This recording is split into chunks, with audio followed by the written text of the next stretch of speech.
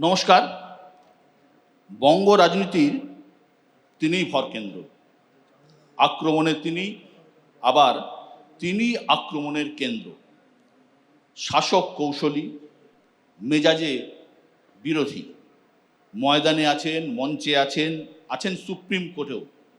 4 দশকের রাজনৈতিক জীবন, চ্যালেঞ্জ সামলেছেন অসংখ্য।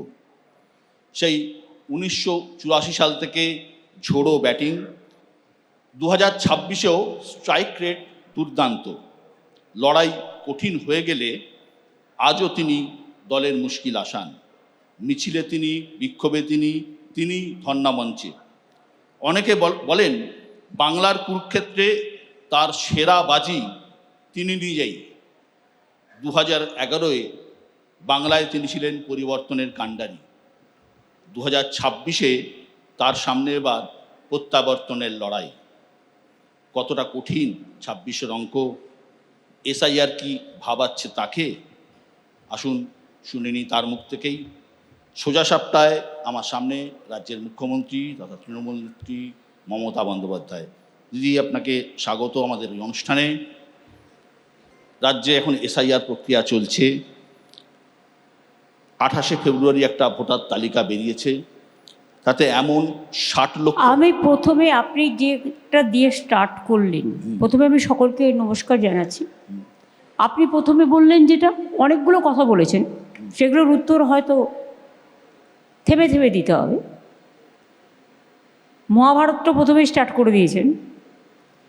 কথা হচ্ছে যেটা আপনারা বললেন প্রত্যাবর্তনের লড়াই, ওটা দিল্লির প্রত্যাবর্তনের লড়াই, আমাদের নয়। দিল্লিটা দখল করবো নেক্সট, এটাই আমার টার্গেট। 2029, 2026-এও চলে যেতে পারে। 28শে ফেব্রুয়ারি যে নাম বেরিয়েছে তাতে 60 লক্ষ নাম বাদ গেছে, যা বিচারাধীন। বাদ গেছে বলবো না, যা বিচারাধীন।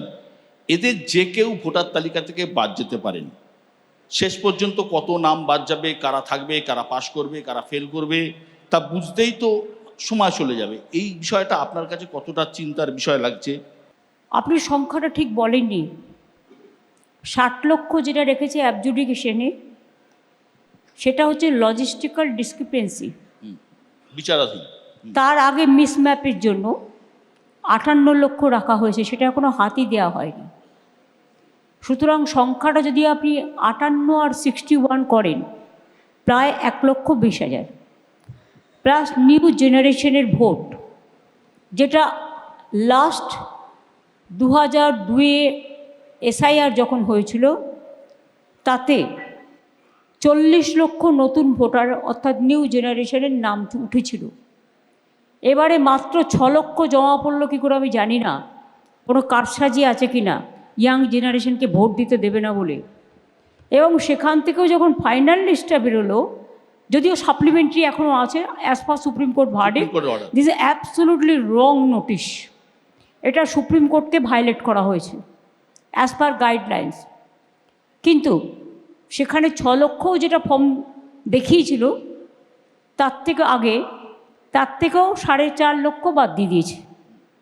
অর্থাৎ ওদের নিউ জেনারেশন চাই না, মার্জিনাল কমনার্স চাই না, ফার্মার্স যারা খেতে চাষ করছিল চাষের সময় তাদেরও বাদ দিয়েছে,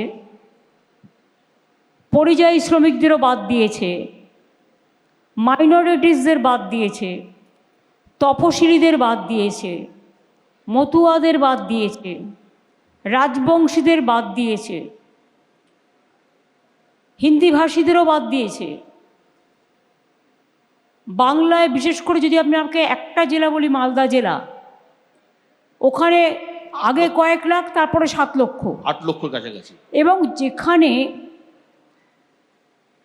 যাদের 2002-এ নাম ছিল, তার বাবা মায়ের, তাদের ডকুমেন্ট আছে, এভরি ডকুমেন্টস জমা দেবার পরেও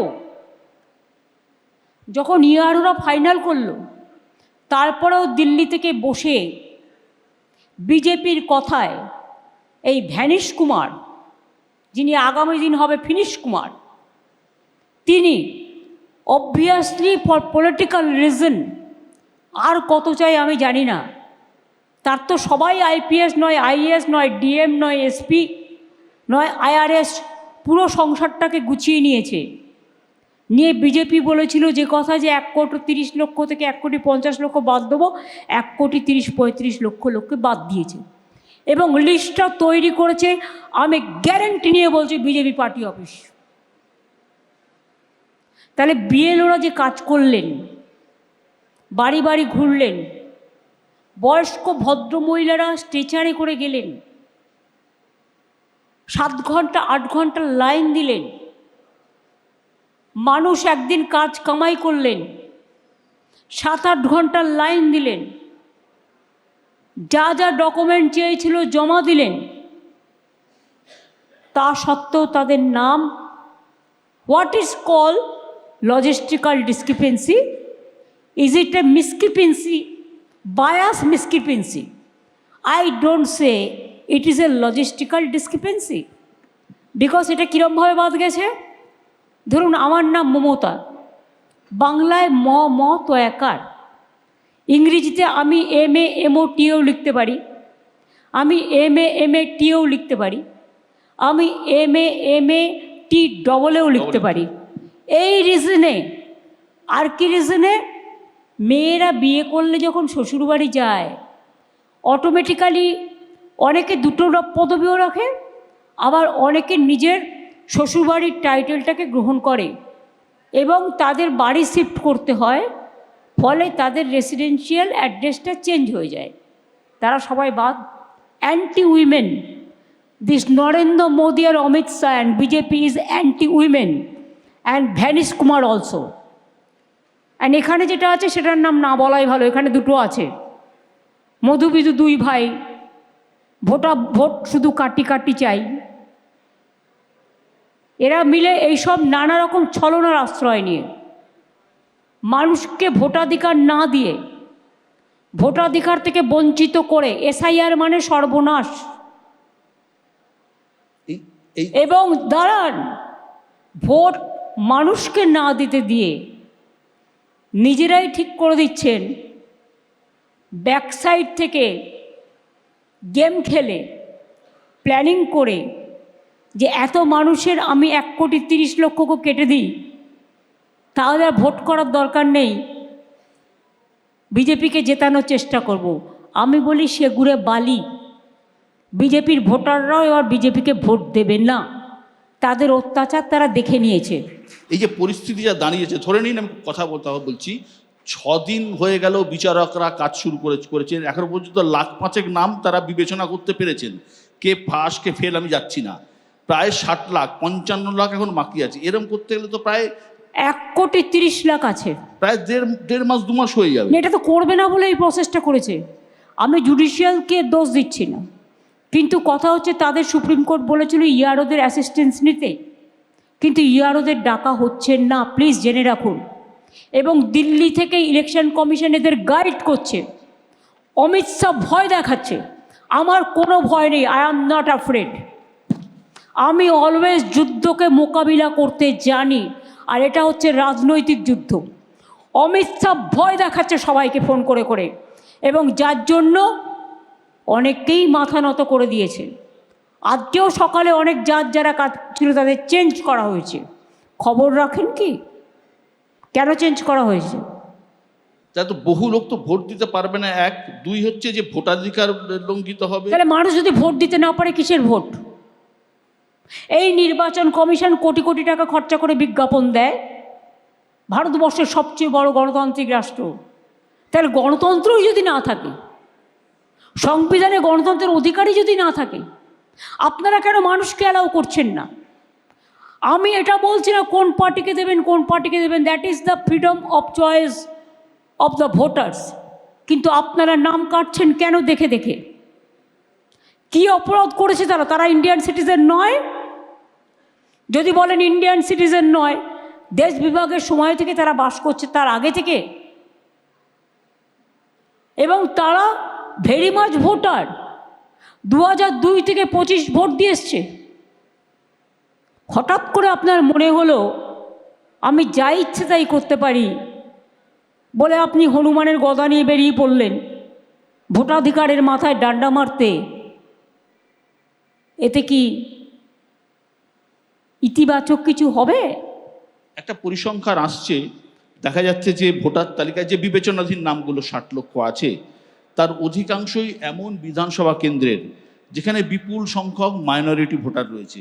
অর্থাৎ মানে সত্যি কথা বলতে কি, মালদা, উত্তর দিনাজপুর, মুর্শিদাবাদ, এই সব জায়গায় সব থেকে বেশি বিচারাধীন ভোটারের সংখ্যায় 11 লাখ, কোথাও 8 লাখ, কোথাও 6 লাখ, 7 লাখ। আপনার কি মনে হয় এটা কাকতালীয় নাকি নির্দিষ্ট অঙ্ক কাজ করছে? ইয়ারোরা ফাইনাল করার পর এটা দিল্লি থেকে বসে কাটা হয়েছে, অর্থাৎ তার সব কাগজপত্র জমা দিয়ে অ্যাকসেপ্ট করেছে, ওদের কাছে অ্যাকসেপ্টেড কাগজ আছে, সব কিছু করার পর বাদ দিয়েছে। যারা ভারতবর্ষে বাস করেন, নজরুল ইসলাম কি দেশের জন্য লড়াই করেনি? না নেতাজি সুভাষচন্দ্র বোসের শাহনওয়াজ খান সহকর্মী ছিলেন না? আপনারা বলুন তো, আপনাদের সংবাদ জগতে, টেলি জগতে, টলি জগতে, ইন্ডাস্ট্রিতে, দোকানদার, শুধুমাত্র একটা কমিউনিটি আছে, সবাই নেই? আপনি কি বলছেন শুধু সংখ্যালঘু? সংখ্যালঘু তো ম্যাক্সিমাম বাদ দিয়েছে, 30%। রাজবংশী কারা? হিন্দু। মতুয়ারা কারা? হিন্দু। তপশিলি কারা? হিন্দু। এমনকি পাহাড় থেকে গোর্খাদেরও বাদ দিয়েছে, 50,000 গোর্খা বাদ, ট্রাইবেলরাও বাদ, লোধা বাদ, সবর বাদ, অলচিকি বাদ, সবাই বাদ। শুধু আমরা খাবো, তোমরা বাদ, মানে বিজেপি একা খাবে আর সবাই বাদ। ওদের বলুন, অন্যায় করলে একটা কথা আছে বাংলায়, পাপে কিন্তু বাপেরেও ছাড়ে না। ঠকবাসতে উজাড় হয়ে গেছে ওদের প্রতিহিংসা। একবার মতুয়াদের নিয়ে একটা, মতুয়ার জায়গা থেকে আপনাকে বলছি। বনগাঁ ধরমপুকুর অঞ্চলে আমি মতুয়া। আমার নাম গোপাল বিশ্বাস। আমি 1976 সালে এই দেশে আসছি, ছেলেপেলে মানুষ করেছি এবং 2000 সালের পরের থেকে আমি ভোট দিচ্ছি। আমার বাড়ি 5টা ভোট আছে। কেন্দ্র সরকার বলেছিল উদ্বাস্তু যারা আছে সকলেই নাগরিকত্ব হবে, কিন্তু কই, আমাদের তো নাগরিকত্ব তো বাড়ির দ্বারে, আমাদের 5টা ভোট, আমাকে 5টা ভোটই কাটা গেছে। এইটা আমি মুখ্যমন্ত্রীর কাছে বিচার চাই। আমার নাম দীপু রায়, আমি কল্যাণী বিধানসভা একজন বাসিন্দা।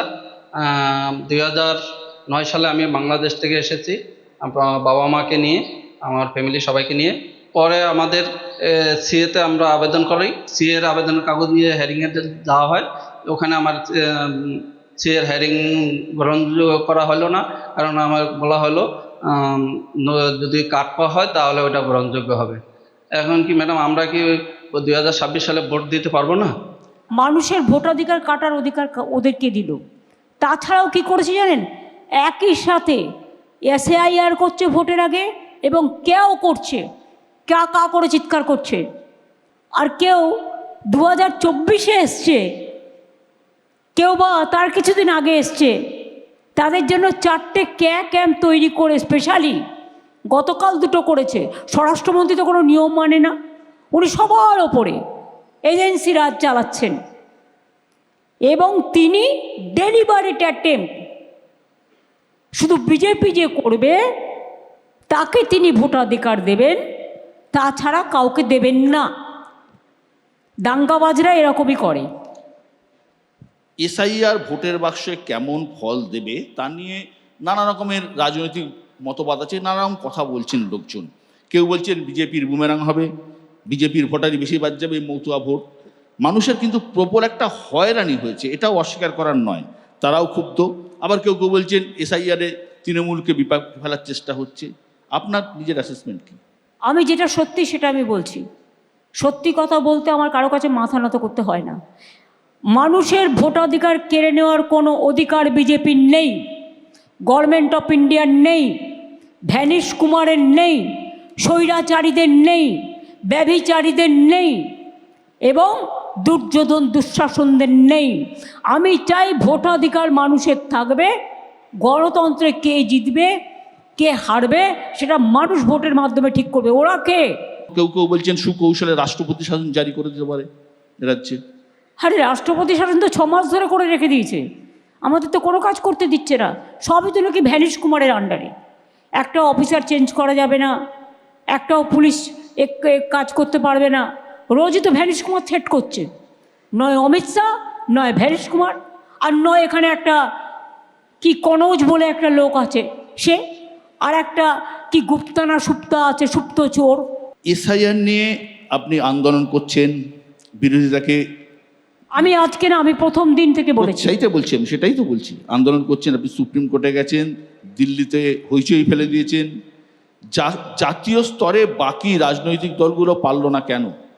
এই যেটা পশ্চিমবঙ্গে এতটা হচ্ছে, মানুষ সচেতন হচ্ছে, মানুষ জানতে পারছে, হ্যাঁ কি হবে সেটা পরের ব্যাপার, কিন্তু মানুষের একটা অধিকারের লড়াই তো হচ্ছে। শুনুন, আমি রবীন্দ্রনাথ ঠাকুরের ভাষায় এদের একটু শিক্ষা দিয়ে যাই, নীতি শিক্ষা। রবীন্দ্রনাথ ঠাকুর বলেছিলেন, মানুষের অধিকারে বঞ্চিত করেছ যারে, সম্মুখে দাঁড়ায় রেখে তবু করে দাও না স্থান, অপমানে হতে হবে তাহাদের সবার সমান। এবং বলেছিলেন, যারে তুমি নিচে ফেলো সে তোমারে বাঁধিবে যে নিচে, পশ্চাতে রেখেছো যাদের তার পশ্চাতে রেখেছো যারে সে তোমারে পশ্চাতে টানিছে। আগে দিল্লি সামলাক, তারপরে বাংলা দখল করার চিন্তা করুক। বলবো নাকি অ্যাবস্টেইন একটু?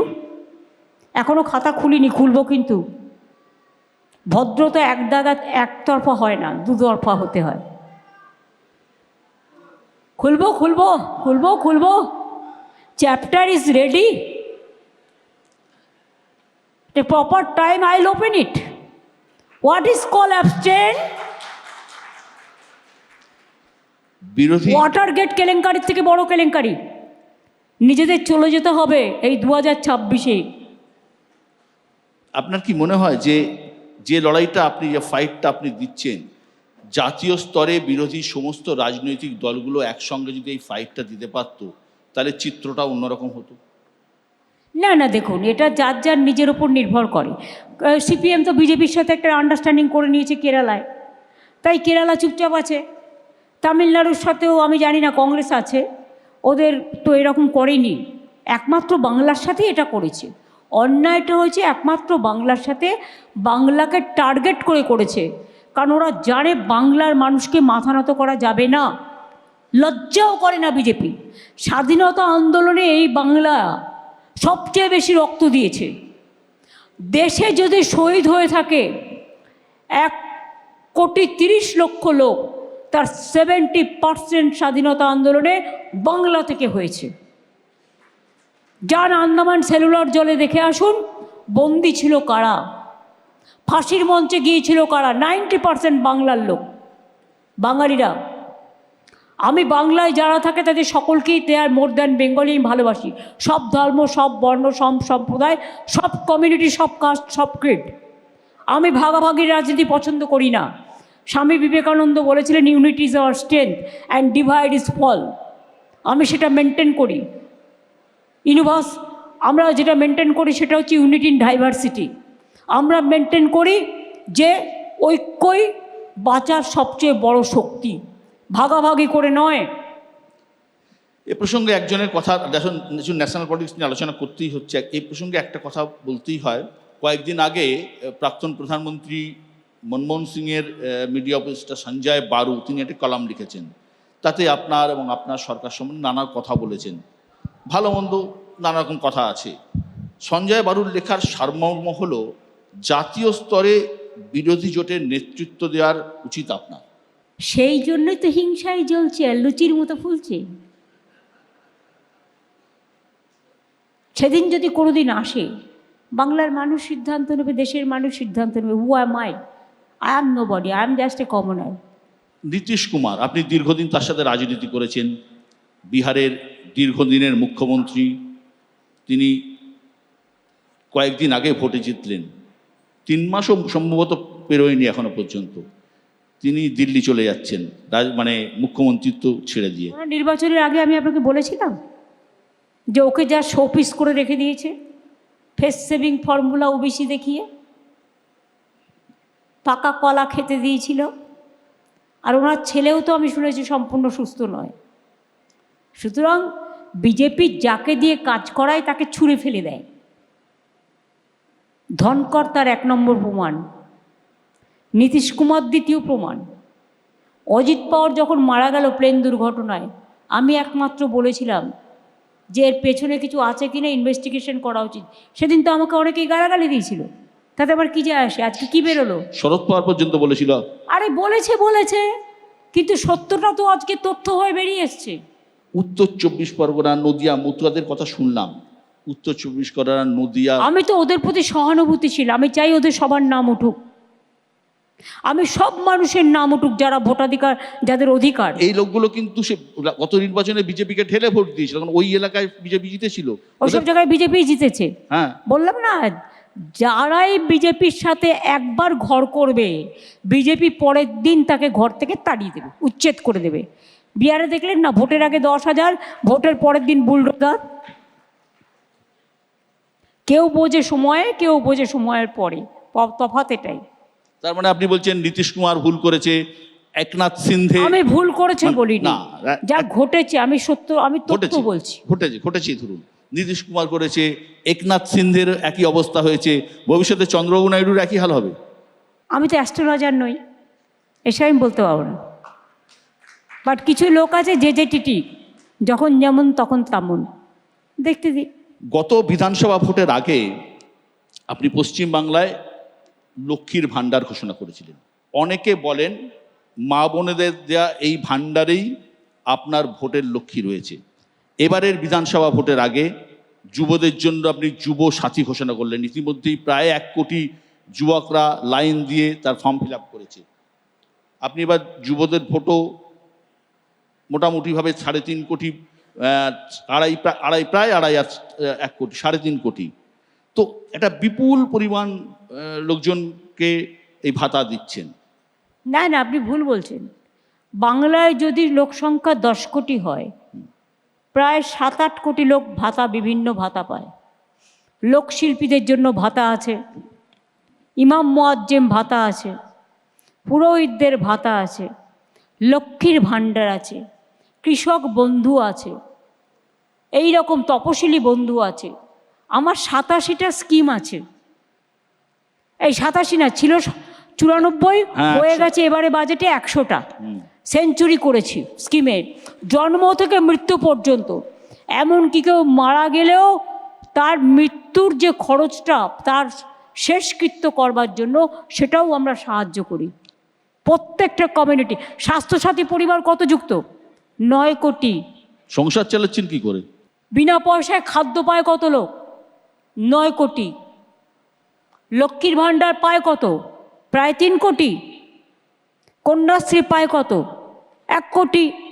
এরপরে শিক্ষাশ্রী আছে, মেধাশ্রী আছে, স্বামী বিবেকানন্দ স্কলারশিপ আছে, স্মার্ট কার্ড আছে 10 লাখ, অনেক স্কিম আছে। কৃষক বন্ধুরা, কেউ মরে গেলেই 2 লক্ষ টাকা পায়। তারপরে মাসে 10,000 টাকা করে দেয়া হয় 2টো মরশুমে। এবার ক্ষেত মজদুরের ধরা হয়েছে, যার 1 কাঠা জমি আছে সেও পাবে, যে ভাগ চাষি আছে তাকেও ধরা হয়েছে। এছাড়াও মনে রাখবেন যে আমরা কৃষকদের জমিতে যখনই কোনো প্রাকৃতিক দুর্যোগ আসে, সেই যে ইন্স্যুরেন্স করা আছে জমিটায়, সেই টাকাটাও আমরাই সরকার দিই, অন্য কেউ নয়। ইন্স্যুরেন্সের টাকাটা সবটাই দিই। তো এই যে এত টাকা দিচ্ছেন, এত একটা ফ্যামিলিতে অ্যাভারেজ আমি হিসাব করলেন বা বিভিন্ন জানতে পারি যে মোটামুটি 10-11 হাজার টাকা একটা ফ্যামিলি পাচ্ছে। টাকাটা জোগাচ্ছেন কীভাবে? টাকা তো বন্ধ। যে আদেশে ছিল বাদে 4 বছর ধরে আমাদের সব টাকা কেন্দ্রীয় সরকার বন্ধ করে দিয়েছে। এখন তো একটাই ট্যাক্স, জিএসটি। হিরে ট্যাক্স নেই, জিরে ট্যাক্স আছে। নকুলদানা কিনতে গেলে ট্যাক্স, কিন্তু মহামূল্য রতন কিনতে গেলে ট্যাক্স নেই, সেখানে রিল্যাক্স। সুতরাং মনে রাখবেন, একটাই ট্যাক্স তুলে নিয়ে যায়, স্টেট গভর্নমেন্টের নিজস্ব কোনো ট্যাক্স নেই, সব ট্যাক্সটাই সেন্ট্রাল গভর্নমেন্ট তুলে নিয়ে যায়। তার মধ্যে আমাদের স্টেটের যেটা প্রাপ্য সেটা আমাদের দেওয়া হয় না, 4 বছর ধরে দেয়নি। রাস্তাঘাটের টাকা, গ্রামীণ রাস্তার টাকা, বাংলার বাড়ির টাকা, জলের টাকা, সর্বশিক্ষা অভিযানের টাকা, অনেক টাকা কেটে নিয়েছে, 100 দিনের টাকা 4 বছর ধরে দেয় এরা, কিন্তু একটাও স্কিম তো বন্ধ করিনি আমরা। আমি একটা বাইট নেয়ার লোভ সামলাতে পারবো না, এবার চালাও। নমস্কার মাননীয় মুখ্যমন্ত্রী, আমি সুদেশনা মোহন্ত অধিকারী, আরামবাগের এক বিজেপি সক্রিয় কার্যকর্তা। আপনার সঙ্গে আমার রাজনৈতিক মতাদর্শ চিন্তাধারা কোনোটারই মিল নেই, কিন্তু আমার শালীনতা এবং আমার শিক্ষা আপনাকে মাননীয় মুখ্যমন্ত্রী, আপনি আমারও মুখ্যমন্ত্রী, তার সম্মান দিয়েছেন, এবং তার জন্য আমি বেকার ভাতা যেটা নিয়েছি সেটা আপনি আমার মুখ্যমন্ত্রী হিসাবে আপনার মুখ্যমন্ত্রীর সরকারের অনুদান নিয়েছি, এবং এটা নিয়ে আমি না লজ্জিত না দুঃখিত। তবে হ্যাঁ, একটা বিষয়ে আমার দুঃখ আছে, আমরা একজন এত বেকারের মধ্যে আমিও একজন বেকার যে সরকারি চাকরি পাইনি শিক্ষিত হওয়া সত্ত্বেও। আমার নাম শ্রীকান্ত চৌধুরী, আমি জঙ্গলমহল ঝাড়গ্রাম জেলাতে থাকি। মাননীয় মুখ্যমন্ত্রী মমতা বন্দ্যোপাধ্যায়কে ধন্যবাদ, তিনি যে যুবসাথী প্রকল্পটা নিয়ে এসছেন আমাদের বেকার যুবক যুবতীদের কথা মাথায় রেখে। তো এক্ষেত্রে আমাদের অনেক সুবিধাই হচ্ছে, যেমন আমরা যদি কোনো জায়গায় ইন্টারভিউ দিতে যাই বা ফর্ম ফিল আপ করি বা যাতায়াতের যে খরচগুলো সেগুলো আমরা ওখান থেকে করতে পারবো। তো দিদি যেভাবে আমাদের জন্য কথাটা ভেবেছেন, তো ওনাকে অসংখ্য ধন্যবাদ। আর কে কী বললো, আমাদেরকে অনেকেই অনেক কথা বলছে যে 1500 টাকা কী কাজে লাগবে। তা আমাদের মনে হচ্ছে যে 1500 টাকা আমরা অনেক কিছুই করতে পারবো। মুখ্যমন্ত্রী, আমি আপনাকে দিদি বলে সম্বোধন করলাম। আমি আশালতা সরকার, জলপাইগুড়ি সারদাপল্লীর বাসিন্দা। আপনি যে লক্ষ্মী ভাণ্ডারটা বাড়িয়ে আমাদের অনেক উপকার করেছেন, এটাকে নিয়ে অনেকে সমালোচনা করছে, যে বলছে যে এটা ভিক্ষা, কিন্তু এটা ভিক্ষা বলে আমি মনে করি না। কারণ এই জন্য আমার এই টাকা দিয়ে আমরা বাচ্চাদের খরচ, আমাদের প্লাস এখন স্বামীদের কাছে হাত পাততে হচ্ছে না, আমাদের টুকুটাই খরচ আমরা নিজেরাই চালিয়ে নিতে পারছি। এর জন্য আপনাকে অসংখ্য ধন্যবাদ আমাদের এই ভালোবাসা দেওয়ার জন্য। আমি সিঙ্গুর 2 নম্বর গ্রাম পঞ্চায়েতের কিসমত অপরপুরের বাসিন্দা ঝুমা অধিকারী। আমি যে এই লক্ষ্মী ভাণ্ডারটা 1500 টাকা পাচ্ছি, তাই মাননীয় মুখ্যমন্ত্রীকে অসংখ্য ধন্যবাদ দিচ্ছি। কারণ আমি লোকের বাড়ি কাজ করে খাচ্ছিলাম, সেই জায়গায় যেই বেতনটা পাচ্ছিলাম সেই তার সাথে এই 1500 টাকাটা যোগ করে অনেক সময় আমি আমার বাচ্চার মুখে হাসি ফোটাতে পেরেছি, বাচ্চাকে দুধ খাওয়াতে পেরেছি, ভালো মন্দ একটু খাবার দিতে পেরেছি। এবং অনেক সময় হয়েছে যে পড়ার মাইনেটা দিতে পারছিলাম না, সেই জায়গায় আমি এই 1500 টাকা থেকে আমি পড়ার মাইনেটাও দিতে পেরেছি। কাকদ্বীপ থেকে কোচবিহার প্রচুর মানুষের নানা রকমের কথাবার্তা রয়েছে। তো এবার আমি একটা কথা বলি, হ্যাঁ, যারা লক্ষ্মীর ভাণ্ডার পাচ্ছে তারা কিন্তু খাদ্যসাথীও পাচ্ছে, মানে বিনা পয়সায় চাল, রেশন। 2 হচ্ছে, যিনি লক্ষ্মীর ভাণ্ডার পাচ্ছেন তার ছেলেমেয়েরা পড়াশুনোয় সব স্কলারশিপ পাচ্ছে, গভর্নমেন্ট স্কুলে টোটাল স্কলারশিপে চলে। 3 নম্বর, স্বাস্থ্যসাথী, পরিবারের যেটা চিকিৎসা সরকারি হাসপাতালে বিনা পয়সায়, এবং বিশেষ করে 5 লাখ টাকা করে পরিবারের হেড যিনি মহিলা তার নামে দেওয়া হচ্ছে। ফলে আমার প্রায় 9 কোটি লোক স্বাস্থ্যসাথীর আওতায় হয়েছে। সুতরাং বিয়ে হলে হচ্ছে না, বিবাহের জন্যও 25,000 টাকা দেওয়া হয়। সুতরাং সবটাই কিন্তু একসাথে যদি যোগ করেন তাহলে একটা পরিবার কিছু না হলেও অনেক পরিবার আছে যারা 7টা 8টা উপকারও পায় একসাথে। অনেকে এই ভাতাকে ভিক্ষা বলছিলেন, এখন অনেকে বলছেন না তা নয়। আবার এটাও বলছেন যে ক্ষমতায় এলে এই লক্ষ্মীর ভাণ্ডারের টাকা অনেক বাড়িয়ে দেবেন। শুনুন, কে কী বললো কোনো যায় আসে না, কারণ বলতে অনেকেই পারে, করতে পারে না। বিজেপি ডবল ইঞ্জিন যারা যারা আমায় নকল করেছিল ভোটের সময়, তাদের জিজ্ঞেস করুন, বাড়িতে একটা টিভি থাকলে দেয় না, একটা স্কুটার থাকলে পাবে না, একটা পাকা দেয়াল থাকলে পাবে না। কিন্তু আমাদের কিন্তু সেটা নয়, আমরা কিন্তু সবাইকে দিই, আমাদেরটা ইউনিভার্সাল, আমাদের কোনো রেস্ট্রিকশন নেই, আমাদের অনলি অ্যাকসেপ্টেন্স, এটা মাথায় রাখতে হবে। কাজেই বাংলার 90% মানুষ অনেকগুলো পরিষেবা পান, তাতে তাদের চলে, এতে আমি খুশি। এটা কোনো সারা পৃথিবীতে নেই। আর যুবসাথীর যারা বলে বেড়াচ্ছে এটা তো ভিক্ষা, তাদের আমি বলি ভিক্ষাটা তোমরা একটু দিয়ে দেখো না। তোমরা তো বলেছিলে 2 কোটি করে চাকরি দেবে বছরে, নরেন্দ্র মোদীর প্রতিশ্রুতি ছিল। তো আজকে বাংলায় আমি as per government of India record বলছি, বাংলায় 40% পভার্টি কমে গেছে, বাংলায় 40% এমপ্লয়মেন্ট অপরচুনিটিস যারা পেয়েছে তার সংখ্যাটা কমে গেছে আনএমপ্লয়মেন্টের। অন্য রাজ্যে ডবল হলো কি করে? তাহলে চাকরি যদি না পায় তাহলে এরা সংসার চালাচ্ছে কি করে? আজকে একটাও দেখবেন কাজের লোক পাবেন না, খুব প্রবলেম। আপনার লক্ষ্মীর ভান্ডারের জন্য কিন্তু এই শুধু লক্ষ্মীর ভাণ্ডার নয়, না, লক্ষ্মীর ভান্ডার তার ছেলে মেয়ের পড়াশুনো আছে, স্বাস্থ্য আছে, খাদ্য আছে, তার সম্মান আছে, বাড়ি পাচ্ছে, সাইকেল পাচ্ছে, কম্পিউটার দিচ্ছে, স্মার্টফোন পাচ্ছে, হায়ার এডুকেশনের জন্য স্মার্ট কিন্তু একটা কার্ড পাচ্ছে, কি কথাও আছে। পাচ্ছে না? আমি আপনাকে বলি, একটা কথা বলি, দেখুন এটা আমি কোনোভাবেই ভেবে আসিনি, বলছি যে লক্ষ্মীর ভান্ডার যাদের পাওয়া উচিত বা যাদের দরকার সত্যি পাক, এটা নিয়ে কোনো বক্তব্য নেই, কিন্তু বহু সচ্ছল ফ্যামিলির মহিলারা তারাও দলে দলে লাইন দিয়ে লক্ষ্মীর ভান্ডার নিয়ে যাচ্ছে। তাতে আপনার কি? দুর্গাপুজোয় কি সবাই পার্টিসিপেট করে না? টাকাটা তো আপনি দিচ্ছেন না।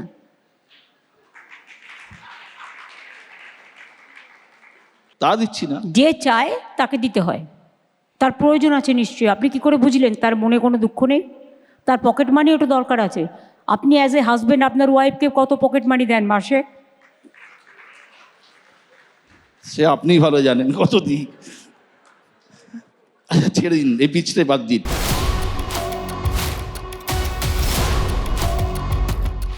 আপনি প্রথমবার ভোটে জিতেছিলেন 1984 সালে। সক্রিয়ভাবে রাজনীতি আছেন তারও অনেক আগে থেকে। দীর্ঘ সময় এই দেশ, এই বাংলার রাজনীতিতে অনেক রং আপনি দেখেছেন। রাজনীতিতে ধর্মের এই দাপট আগে কখনো দেখেছেন? কখনো ভেবেছিলেন যে আপনি রাজনীতি করছেন, ধর্ম এতটা গুরুত্বপূর্ণ ফ্যাক্টর হয়ে উঠবে এই ভোটের ময়দানে? দেখুন, স্বাধীনতা আন্দোলনেতে সবাই একসাথেই লড়াইটা করেছিল। দেশ বিভাগের ভোগ আমাদের সবাইকেই করতে হয়েছে। আগে তো বাংলাদেশ, পাকিস্তান, ইন্ডিয়া একসাথে ছিল, ভারতবর্ষ। তারপরে 1947 সালে দেশ ভাগ হয়। তখন যাদের বাংলাদেশে যাওয়ার ইচ্ছে চলে যায়, পাকিস্তানের লোক পাকিস্তানে চলে যায়, বাংলার লোক বাংলায় থাকে, এবং বাংলাদেশ থেকে যারা বাংলায় তখন সেটেল হয়েছিল তারা আছে। সুতরাং তখন থেকেই তো তারা আছেন। বাংলা না থাকলে স্বাধীনতা আন্দোলন হতো? বাংলা না থাকলে সামাজিক সংস্কার হতো? ঈশ্বরচন্দ্র বিদ্যাসাগর না থাকলে বাল্যবিবাহ রোধ হতো? না বিধবা বিবাহ প্রচলন হতো? রাজা রামমোহন রায় না থাকলে সতীদাহ প্রথা বন্ধ হতো? নাকি বাংলা না থাকলে সংস্কৃতির যে নবজাগরণ, স্বাধীনতা আন্দোলন হতো? তাহলে কেন বলুন গান্ধীজি ফ্রিডম অ্যাট মিডনাইট যখন দিল্লিতে হচ্ছে তখন তিনি বেলেঘাটায় বসেছিলেন? কারণ তিনি দেশভাগের সময় দাঙ্গাটাকে তিনি রক্ষা করছিলেন শান্তির জন্য। দাঙ্গা নয়, শান্তি চাই, যুদ্ধ নয়, শান্তি চাই, ধ্বংস নয়, সৃষ্টি চাই, মৃত্যু নয়, জীবন চাই। এটাই আমাদের পরম্পরা। শুনুন, অনেকে বলছে গান্ধীজি দেশের জন্য এত করেছেন, তাকে আমরা বলি ফাদার অব দ্য নেশন। তার নামে 100 দিনের কাজ তুলে দিলেন। দিল্লিতে তার উপরে 3টে গুলি চালানো হয়েছিল এই ধর্মের নাম করে, আর আজকে 3টে গুলি চালিয়েছে গণতন্ত্রের উপরে। একটা মানে একটা এনআরসি আর একটা এসআইআর। অর্থাৎ ধর্ম শুধু নয়, সম্প্রীতিকে নষ্ট করা, মানুষে মানুষে ভাগাভাগ করা, জাতিতে জাতিতে ভাগাভাগ করা এবং দেশটাকে ধ্বংস করা। এরা যুদ্ধবাজ, দাঙ্গাবাজ। এরা শান্তি বলে কি আর মানবিকতা বলে কি এরা জানে না। অনেকে বলেন যে ধর্মের রাজনীতি সাধারণ মানুষের রোজগার জীবনের যে সমস্যা সেগুলো থেকে নজর ঘুরিয়ে দেয় এবং তাতে সুবিধে হয়। শুনুন, ধর্ম আমরা সবাই মানি। এই তো এখানে এসে বলে গেছিল মমতা जी दुर्गा पूजा नहीं करने देता है, इधर में सरस्वती पूजा नहीं होता है। সবচেয়ে বেশি দুর্গাপুজো বাংলায় হয়, সবচেয়ে বেশি সরস্বতী পুজো ঘরে ঘরে বাংলায় হয়, লক্ষ্মী সরস্বতী। আবার নবরাত্রিও হয়, ডান্ডি খেলাও হয়, ভগৎ সিংও হয়, রমজান মাস চলছে রমজানও হয়, রোজাও হয়, ঈদও হয়, গুরুদ্বারা গেলেও আমাদের মাথায় কাপড় দিয়ে যেতে হয়, এটা ওদের পরম্পরা। খ্রিস্টানদের ওখানে গেলে আমাকে সাদা বা কালো পরে যেতে হয়, পরম্পরা। তেমনি মুসলিমদের ওখানে গেলেও রোজা করতে গেলে আমাকে মাথায় কাপড় দিয়ে যেতে হয়। আমাদের অনেক মা বোনেরা আবার যখন পুজো করে নিষ্ঠাভাবে আগে দেখেছি আমি, তারা মাথায় আঁচলটা দিয়ে নিতেন। সুতরাং আমি যখন ঈদের ব্যাপারে যাই তখন আমাকে নিয়ে স্ক্রোল করতে দিন, আমার কিছু যায় আসে না। আমি বলছি আমার 5টা আঙুল যদি থাকে, আপনি একটা আঙুলে মুঠো করতে পারবেন? একটা আঙুলে আপনি হাতটা মুঠো করতে পারবেন? এটা শ্রীকৃষ্ণের কথা। 5টা আঙুল লাগবে হাতটা মুঠো করতে গেলে। তা আমার 5টা আঙুল কি?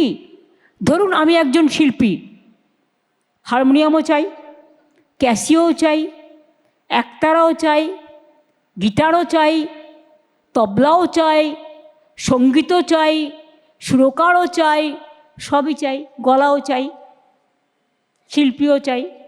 তা আপনি যদি মনে করেন আপনি সবাইকে বাদ দিয়ে এখানে ধর্ম খেলবেন আর নিজেরা মন্দির গুড়িয়ে দিয়ে, বুলডোজার গুড়িয়ে দিয়ে, কাশীতে কি করেছেন?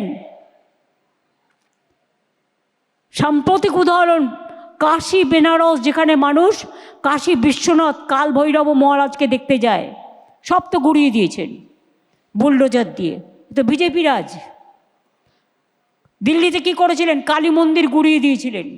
কই আমাদের এখানে তো এসব হয় না, আমরা করি না। বিজেপি দুষ্টুমি করলে আমরা সঙ্গে সঙ্গে ঠাকুরটা কিনে দিই। এরা সারাক্ষণ চক্রান্ত করে বেড়ায়, 5 স্টার হোটেল নিয়ে ঘুরে বেড়াচ্ছে আর বলছে আমি রথযাত্রা করছি। আসল রথে নেই, সেই জন্য তো ওরা রথে, আমরা পথে। এটাই তফাৎ।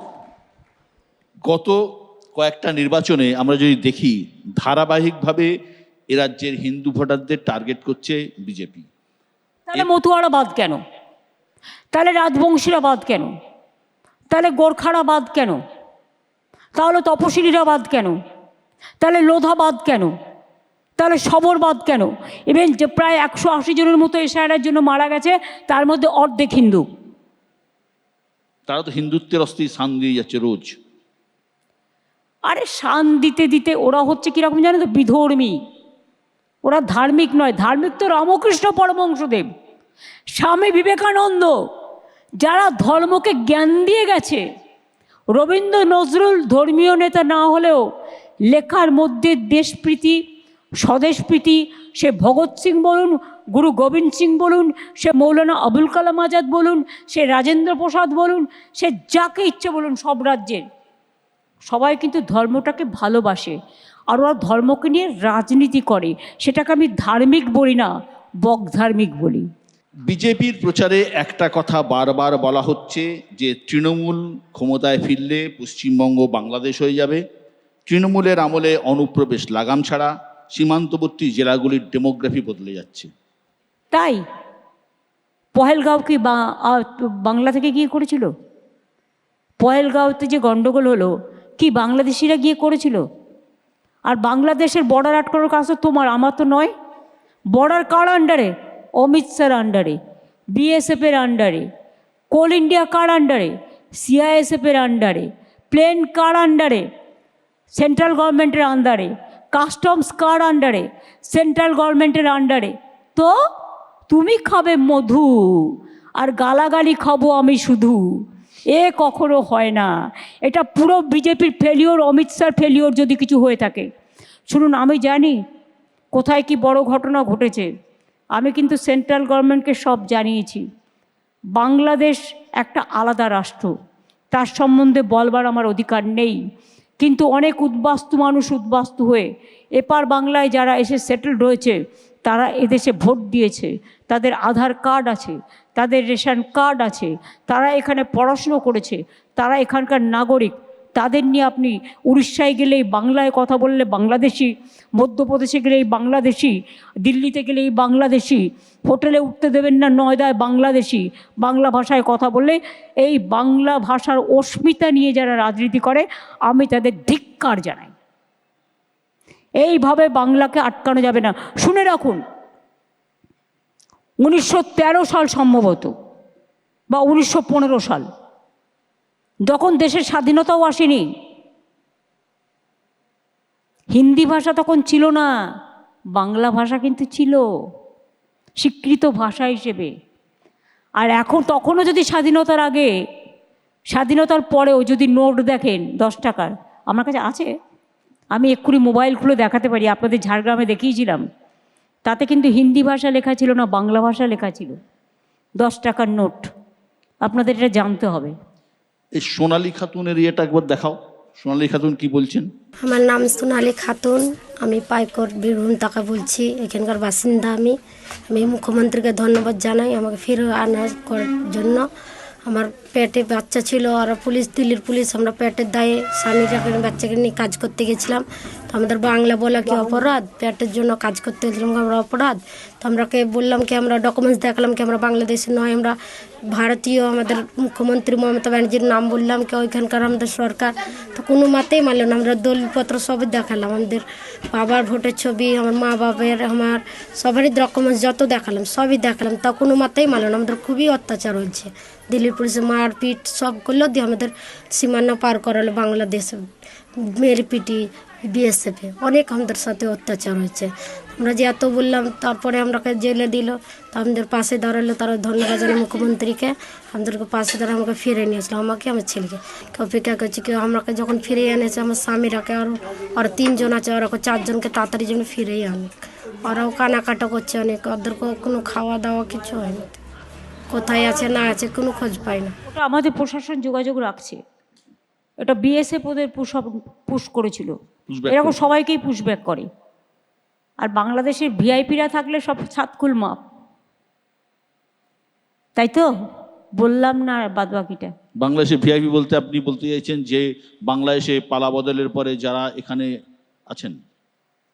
হ্যাঁ, সব তো ভারত সরকার নিয়ে এসছে, আমি তাদের কাউকে অশ্রদ্ধা করছি না, তো তাদের বেলায় সাতকুল মাপ। আর বাংলাদেশ থেকে তারা স্বাধীনতা আন্দোলনের সময় এসছে, তারাই দেশের নাগরিক, তাদের বেলায় বন্ধ ঝাঁপ, এটা আবার কি উদ্বাস্তু হওয়া কি অন্যায়? ইউনাইটেড নেশনসেও আছে রেজুলেশন, যদি কোনো দেশ বিপদে পড়ে, বর্ডার কান্ট্রি, তাকে অলওয়েজ সাহায্য করা উচিত। আমি তাতে দোষ দিচ্ছি না, কিন্তু তোমাকে চ্যারিটি বিগিনস অ্যাট হোম, নিজের দিকে তাকাতে হবে। নামগুলো বলবো নাকি, মুখস্থ আছে, দিল্লি থেকে কলকাতা। ইসকনে রাধারমন দাস এখানে রয়েছেন, যিনি জগন্নাথ মন্দির দেখছেন। আপনি দীঘাতে জগন্নাথ মন্দির করেছেন, সেই জগন্নাথ ধাম, জগন্নাথ ধাম করেছেন। সেখানে বিপুল পরিমাণে লোক আসছে এই দোলের সময়, প্রচুর মানুষ, সাধারণ মানুষ, তারা জগন্নাথ ধামে গেছেন। আপনি দুর্গাঙ্গন ইতিমধ্যে, শুধু তাই নয়, ইসকনকে নদিয়াতে আমি জমি দিয়েছি 700 একর, ওরা ওখানে বিরাট মন্দির সমস্ত তাই বড় তো সিটি তৈরি করছে। কি দিয়েছে কি দিইনি? হরে কৃষ্ণ। আমরা মাননীয় মুখ্যমন্ত্রীকে অনেক ধন্যবাদ জানাই। আমাদের অ্যাকচুয়ালি ভক্তি বিনোদ ঠাকুর উনি 100 বছর আগে প্রেডিক্ট করেছিলেন কি মায়াপুরে একটা অদ্ভুত নগরী হবে, স্পিরিচুয়াল নগরী হবে। তো প্রভুপাদ যখন ইসকন স্থাপনা করেন, উনি 1974-তে আমাদেরকে আদেশ দিয়েছিলেন কি এখানে একটা করার জন্যে। তো তারপরে যখন মাননীয় মুখ্যমন্ত্রী হলেন, তখন আমরা ওনাকে আমাদের প্রবলেমটা বললাম। তো আমাদের 750 একর যে জায়গা আছে মায়াপুরে, ওটা ল্যান্ড সিলিংয়ের জন্যে ওটা ইসকনের নামে হচ্ছিল না। তো ম্যাডাম পুরো রিজলভ করে দিয়েছেন। আর যেটা গভর্নমেন্টের যেটা যখন রেজিস্ট্রি করার সময় টাকা লাগে, প্রায় 1000 কোটি টাকা উনি ওয়েভ করেছেন। তো আমরা অনেক অনেক ধন্যবাদ জানাই। আজকে মায়াপুরে প্রায় 180 দেশ থেকে বিদেশিরা ওখানে আসছে। আমরা জানি কি এখন বেঙ্গল আই থিঙ্ক সেকেন্ড সব থেকে বেশি ফরেন টুরিস্ট বাংলাতে আসে। ধন্যবাদ। তো we are very thankful to the chief minister. ধন্যবাদ। রাধারমণবাবু দেখছেন, আপনি শিলিগুড়িতে মহাকাল মন্দির করেছেন, তো অনেকে বলছেন করবার জন্য শিলান্যাস হয়ে শিলান্যাস গেছে, করেছেন, জায়গা করছেন। দিয়ে দেওয়া হয়েছে, একদম। ট্রাস্ট আছে, ওরা করবে। তো দুর্গাঙ্গনও হচ্ছে। অনেকে বলছে এটাও তো মন্দির পলিটিক্স। হোয়াট মন্দির পলিটিক্স? মহাকাল হচ্ছে শিবের আর এক রূপ, ওখানে ট্রাস্ট আছে, আপনিও তো আছেন ট্রাস্টের মেম্বার, এখানে কত লোক আছে, অনেক তো লোক আছে। ট্রাস্ট করবে। কেন করবে না? সব ধর্মই করি। পাথরচাপড়ি তো মুসলিমদের।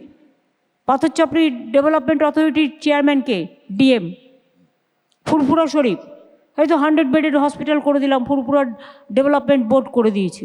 এইরকম অনেক আছে। হয়তো গুরুদুয়ারার গেট সেদিনকে করে গেলাম। কেয়া সত শ্রী আকাল জি, পাঞ্জাবিরা সবাই আছে, জিজ্ঞেস করুন ওরা ছিল কি না ছিল। হয়তো সেদিনকে জৈনদের জন্য মানস্তম্ভ করে দিলাম। ওরা একটা জমি চেয়েছিল জৈন মন্দির করবে নিউ টাউনে, সেটাও আমি জমি দেখে ওদের বলে দিয়েছি। আমি প্রশ্ন নেব, কারোর যদি কোনো ইয়ে থাকে। শিবাজি প্রতিম বসু, অধ্যাপক, প্রাক্তন ভাইস চ্যান্সেলর। দুটো ছবি, হ্যাঁ, একটা ছবি পাতা জোড়া, একজন মেয়ে তার চোখে আনন্দাশ্রু আর তার হাতে একটা সার্টিফিকেট, সে বলছে আমি যোগ্য ছিলাম, যোগ্য আছি। এইটাই যেমন একটা ছবি, যাতে বোঝা যায় যে নিয়োগের যে নানা জট জটিলতা কাটিয়ে প্রশাসনিকভাবে যেভাবে তার সলিউশন হয়েছে, সেখানে তার একটা বড় দৃষ্টান্ত, যেখানে প্রশাসক হিসেবে আপনার একটা যে জায়গা সেটা তৈরি হলো। আর অন্যদিকে আরেকটা ছবি, যেটা ইডির হানার বিরুদ্ধে সুপ্রিম কোর্টের SIR এর সওয়াল করার সময় আপনার আরেকটা ছবি, যেটা মনে হচ্ছে যেন প্রশাসক, আরেকটা জন্য মনে হচ্ছে একটা বিরোধী যে জায়গা, নেত্রী আপনি ছিলেন, যে স্ট্রিট ফাইটিংয়ের যে স্পিরিট আপনার ছিল, এই যে একসঙ্গে কম্বিনেশন, যেটাকে এনিগমা বলা যায়, সেই এনিগমা আপনি আমাদের চোখের সামনে রয়েছেন। একটাই খালি কথা, এটা কি করে মেনটেন করতে পারেন, যেখানে আমরা অনেক বিরোধী নেতাকে জানি যারা টানা ত্যাগ তিতিক্ষা সংগ্রাম করে উঠেছেন, সিস্টেম তাদের গিলে খেয়েছে, তারপরে আর তারা কিছু করতে পারে। ধন্যবাদ। আপনি কি করে এটা করতে পারেন? ধন্যবাদ শিবাজিদা। Because I am a street fighter, ছিলাম, আছি, থাকবো। চন্দন দাস, বেঙ্গল অলিম্পিক অ্যাসোসিয়েশনের প্রেসিডেন্ট চন্দন রায়চৌধুরী। আমি মাননীয় মুখ্যমন্ত্রীকে ধন্যবাদ জানাই। আপনি অনেক স্কিমের কথা বললেন, কিন্তু বেঙ্গলে আপনি স্পোর্টসের জন্য অনেক কিছু করেছেন, বা আপনি প্লেয়ারদের জন্য করেছেন, তাদের মেডিকেল করে দিয়েছেন, তাদের পেনশন করে দিয়েছেন। আমার মনে হয় অনেকেই জানে না যে আপনি আসার পর ওয়েস্ট বেঙ্গলে 8টা স্পোর্টস একাডেমি হয়েছে, অনেক স্টেডিয়াম হয়েছে। আমার মনে হয় এগুলো প্রচারের মধ্যে আনা দরকার। আর আমার একটা রিকোয়েস্ট, আমার একটা বেঙ্গল অলিম্পিক ভবন যদি করা যায়, আপনি প্রেস ক্লাবকে একটা জমি দিয়েছেন, যদি বেঙ্গল অলিম্পিককে একটা দেন, আমরা একটা ভবন করতে পারি। ধন্যবাদ। এটা যখন অ্যাপ্লাই করবেন দেখব। তবে জেনে রাখুন প্লেয়ারদের চাকরিও অনেক দেওয়া হয়েছে। সুমন ভট্টাচার্য। আপনি ভারতবর্ষের প্রথম মুখ্যমন্ত্রী হিসেবে সুপ্রিম কোর্টে অবধি পৌঁছে গিয়েছে। এই যে 1,30,00,000 মানুষের নাম এখনো অবধি ঝুলে আছে, যেটা ইউরোপের একটা দেশের জনসংখ্যার চাইতেও বেশি, তাদের জন্য শেষ পর্যন্ত কি হবে? আপনারা সবাই প্রে করুন যাতে মানুষ বিচার পায়, মানুষের ভোটাধিকার ফিরে পায়। আমি তো এমন কোনো দরজা নেই যেখানে ঠকঠক করিনি মানুষের বিচারের জন্য। বিচারালয় থেকে শুরু করে, প্রশাসন থেকে শুরু করে, নির্বাচন কমিশন থেকে শুরু করে, যখন বিচার হয়নি, বিচারের নামে বিচারের বাণী নীরবে নিভৃতে কাঁদছে, তখন রাস্তাই আমাদের পথ দেখাবে। হ্যাঁ, বলো গর্গ, ছোট করে বলো প্লিজ। যারা বলে যে পশ্চিমবঙ্গে গত কয়েক বছরের শিল্প হয়নি, তারা পশ্চিমবঙ্গ খুব একটা ঘোরে না হয়তো। আমরা দেখেছি লজিস্টিক্স সেক্টরে, শালবনীতে, গঙ্গাজল ঘাটিতে, বড়জোড়ায়, বিভিন্ন জায়গায়, ঠিক আছে, বিদ্যাসাগর ইন্ডাস্ট্রিয়াল পার্ক আমরা দেখেছি, পানাগড়ে ইন্ডাস্ট্রিয়াল পার্ক, রানীনগরে, জঙ্গিপুর, সারা বাংলা জুড়ে। একই সময় আমরা দেখছি যে বাংলার মানুষ অন্য রাজ্যে যখন যাচ্ছে কাজের জন্য, তারা মার খাচ্ছে, থুতু চাটানো হচ্ছে এবং সম্পূর্ণভাবে অত্যাচারিত। সম্প্রতি বিধানসভায় বাংলার শ্রমমন্ত্রী বলেছেন যে বাংলা থেকে ছোট করে প্লিজ, 21 লাখ মানুষ বাইরে যায় কাজ করতে, আর 2 কোটির বেশি বাংলায় আসে অন্য রাজ্য থেকে কাজ করতে। বাংলার মানুষ, সে বাঙালি হোক, নন বেঙ্গলি হোক, যেই হোক, যারা বাংলার মানুষ, বাংলায় প্রাইভেট সেক্টরে, ইন্ডাস্ট্রিতে কাজের ক্ষেত্রে তাদের অগ্রাধিকারের কোনো ব্যবস্থা থাকবে কিনা? ধন্যবাদ। দেখুন, প্রত্যেকটা ইন্ডাস্ট্রি তার নিজস্ব স্বাধীনতা আছে এবং তারা স্কিল চুজ করে। আমরা সেই জন্য এখন স্কিল ট্রেনিংও দিচ্ছি, এবং স্কিল ট্রেনিংয়ে আমরা কিন্তু নাম্বার 1 ইন ইন্ডিয়া। আমরা প্রায় এবছরও 44 লক্ষ এখনও পর্যন্ত স্কিল ট্রেনিং দিয়েছি, এবং যার মধ্যে 10 লক্ষ ছেলেমেয়েদের অলরেডি চাকরি হয়ে গেছে। সুতরাং আমরা চাই আমাদের ছেলেমেয়েরা বাইরে 21-22 লাখ যায়, তার কারণ তাদের টেকনিক্যাল এক্সপার্টি আছে বলে তাদের নিয়ে যাওয়া হয়। সোনার কাজ বাংলার লোকেরা খুব ভালো করে, শাড়ির কাজ মেয়েরা খুব ভালো করে, নানা রকম কাজ আছে যে কাজগুলো কনস্ট্রাকশনের কাজ তারা নিয়ে যায় এবং জোর করে যায়। এবং অনেকে হয়তো যায় ভাবে আমার যদি সংসারটা ভালো থাকে, দেশটা তো আমাদের সবার, তা আমার যদি সবার যদি বাংলায় আসার অধিকার থাকে, তার বাংলার মানুষের অন্য জায়গায় যাওয়ার অধিকার থাকবে না কেন? তাদের কেন মারা হবে? আমার এখানে 1.5 কোটির বেশি পরিযায়ী শ্রমিক আছে, কই আমরা তো কারো গায়ে হাত দিই না। আমার এখানে কত মানুষ আছেন যাদের বিভিন্ন জায়গায় বাড়ি আছে, যারা বিভিন্ন রাজ্য থেকে এসছেন, তারা শান্তিতে আছেন, সুখে আছেন, কোনো অসুবিধে তো হয় না। তাহলে বাংলার লোকদের টার্গেট করা হবে কেন? এটাকে আমরা ধিক্কার জানাই। এটা বিজেপি রাজ্যগুলোতে হচ্ছে এবং কংগ্রেসেরও আনফর্চুনেট, ব্যাঙ্গালোরেও হয়েছে, কেরালাতেও হয়েছে। It is most unfortunate and sad. I condemn this. Doctor Rajarshi Bhattacharya. আমাদের প্রিয় দিদিকে তার সুস্বাস্থ্য কামনা করি। এত দুশ্চিন্তা থাকলে সুস্বাস্থ্য হবে কোত্থেকে? আপনি আপনার টেনিওরে অনেক বোল্ড ডিসিশন নিয়েছেন, সেটা আমরা সবাই জানি, এবং এর মধ্যে একটা অন্যতম বোল্ড ডিসিশন যেটা আমাদের অনেকেরই খুব ভালো লেগেছিল, সেটা হচ্ছে কলকাতা শহর থেকে আপনি কালো প্লাস্টিকের আস্তরণ সরিয়ে দেবেন বলেছিলেন। এবার সেই ড্রাইভটাও খুব সুন্দরভাবে শুরু হয়েছিল, কিন্তু হঠাৎ করে থেমে গেল। এটা একটু হলে আরও ভালো হয়। উনি যেতে যেতে দেখেন, আমি চাইলেই তো সব কিছু হয় না। এটা সামাজিক সংস্কার। বিশেষ করে কিছু হকার আছে খুব গরিব, আমি তো জোর করে তাদেরটা ফেলে দিতে পারি না। আমরা তো গাড়িও করে দিয়েছিলাম, এ তো ববি এখানে আছে, ও জানে, আমরা আইডি কার্ডও দিয়েছি হকারদের। এখন কিছু লোক যদি সে নিজে টানিয়ে রেখে দেয়, গভর্নমেন্ট কি তাকে 24 মানুষকে পাহারা দেবে না? 365 ঘন্টা 365 দিন ওইখানে বসে থাকবে? কারা তো সম্ভব? আপনাদের সকলেরই একটা সামাজিক দায়িত্ব আছে। রাস্তায় থুতু ফেলা, এই যে বাস থেকে থুতু ফেলা, আমার সমস্ত রাস্তাকে নোংরা করে দেওয়া, সবাই যে জায়গাটায় থাকবে এটা তার ঘর, এটা তার মন্দির, মসজিদ, গুরুদ্বারা, গির্জা ভেবে সবাই যদি তার সামাজিক দায়িত্ব পালন করেন তাহলে এটা হয়ে যায়। সুমিত চন্দ। দিদি, আমি কলকাতার একজন আবাসনে বসবাসকারী।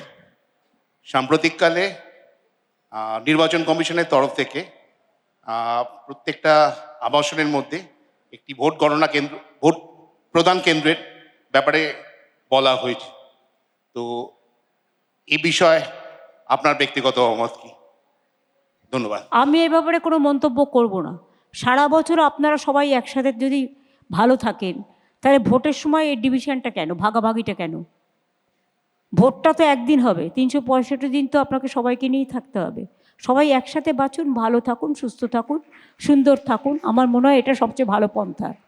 ধন্যবাদ। কারণ আপনাকে বাজারেও যেতে হবে, অফিসেও যেতে হবে।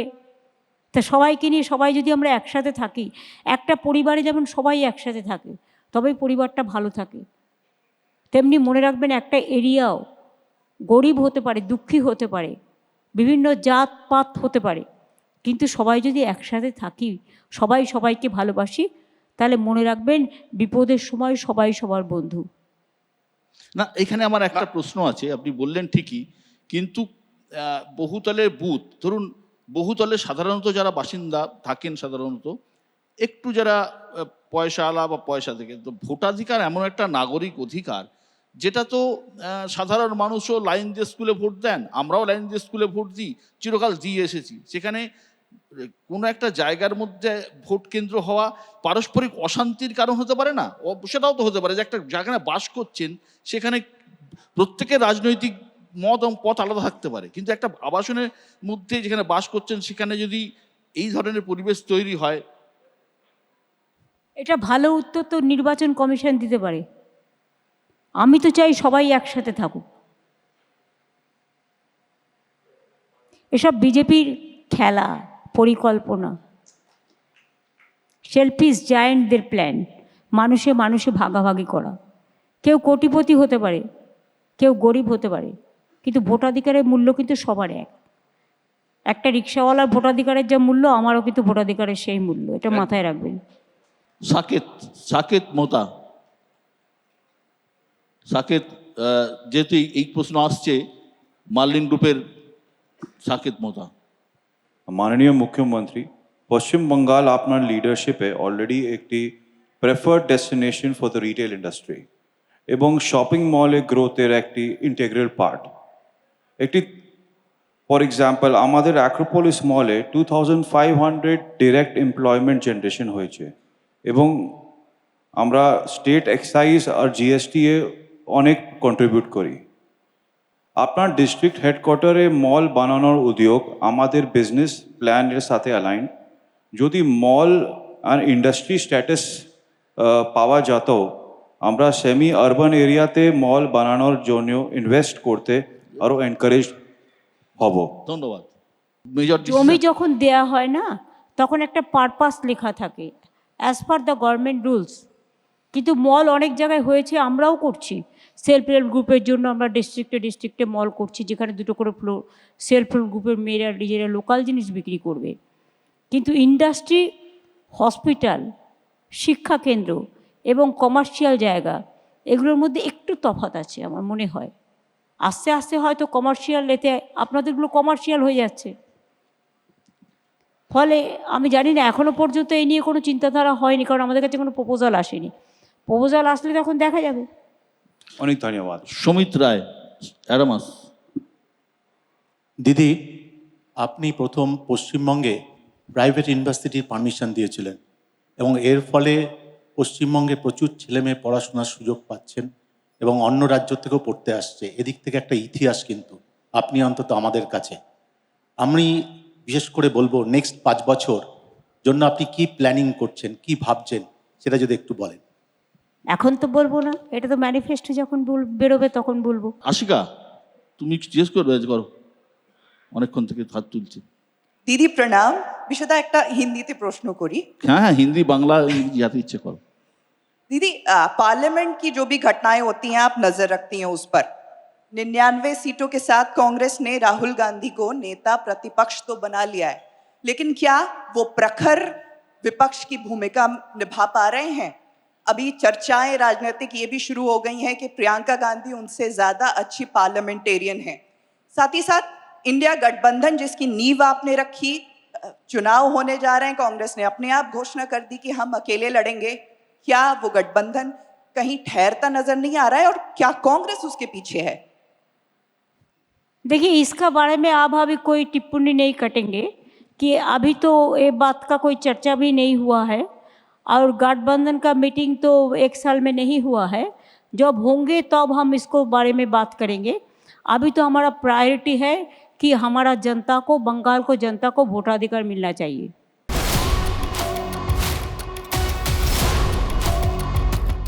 অনেকে মজা করে উনি বলছেন যে ভোট এলেই আজকাল বাঙালি মনীষীদের নাম শোনা যায়, তাদের বাড়িতে ভক্তদের আনাগোনা বাড়ে, নানা জায়গায় তাদের ছবি দেখা যায়।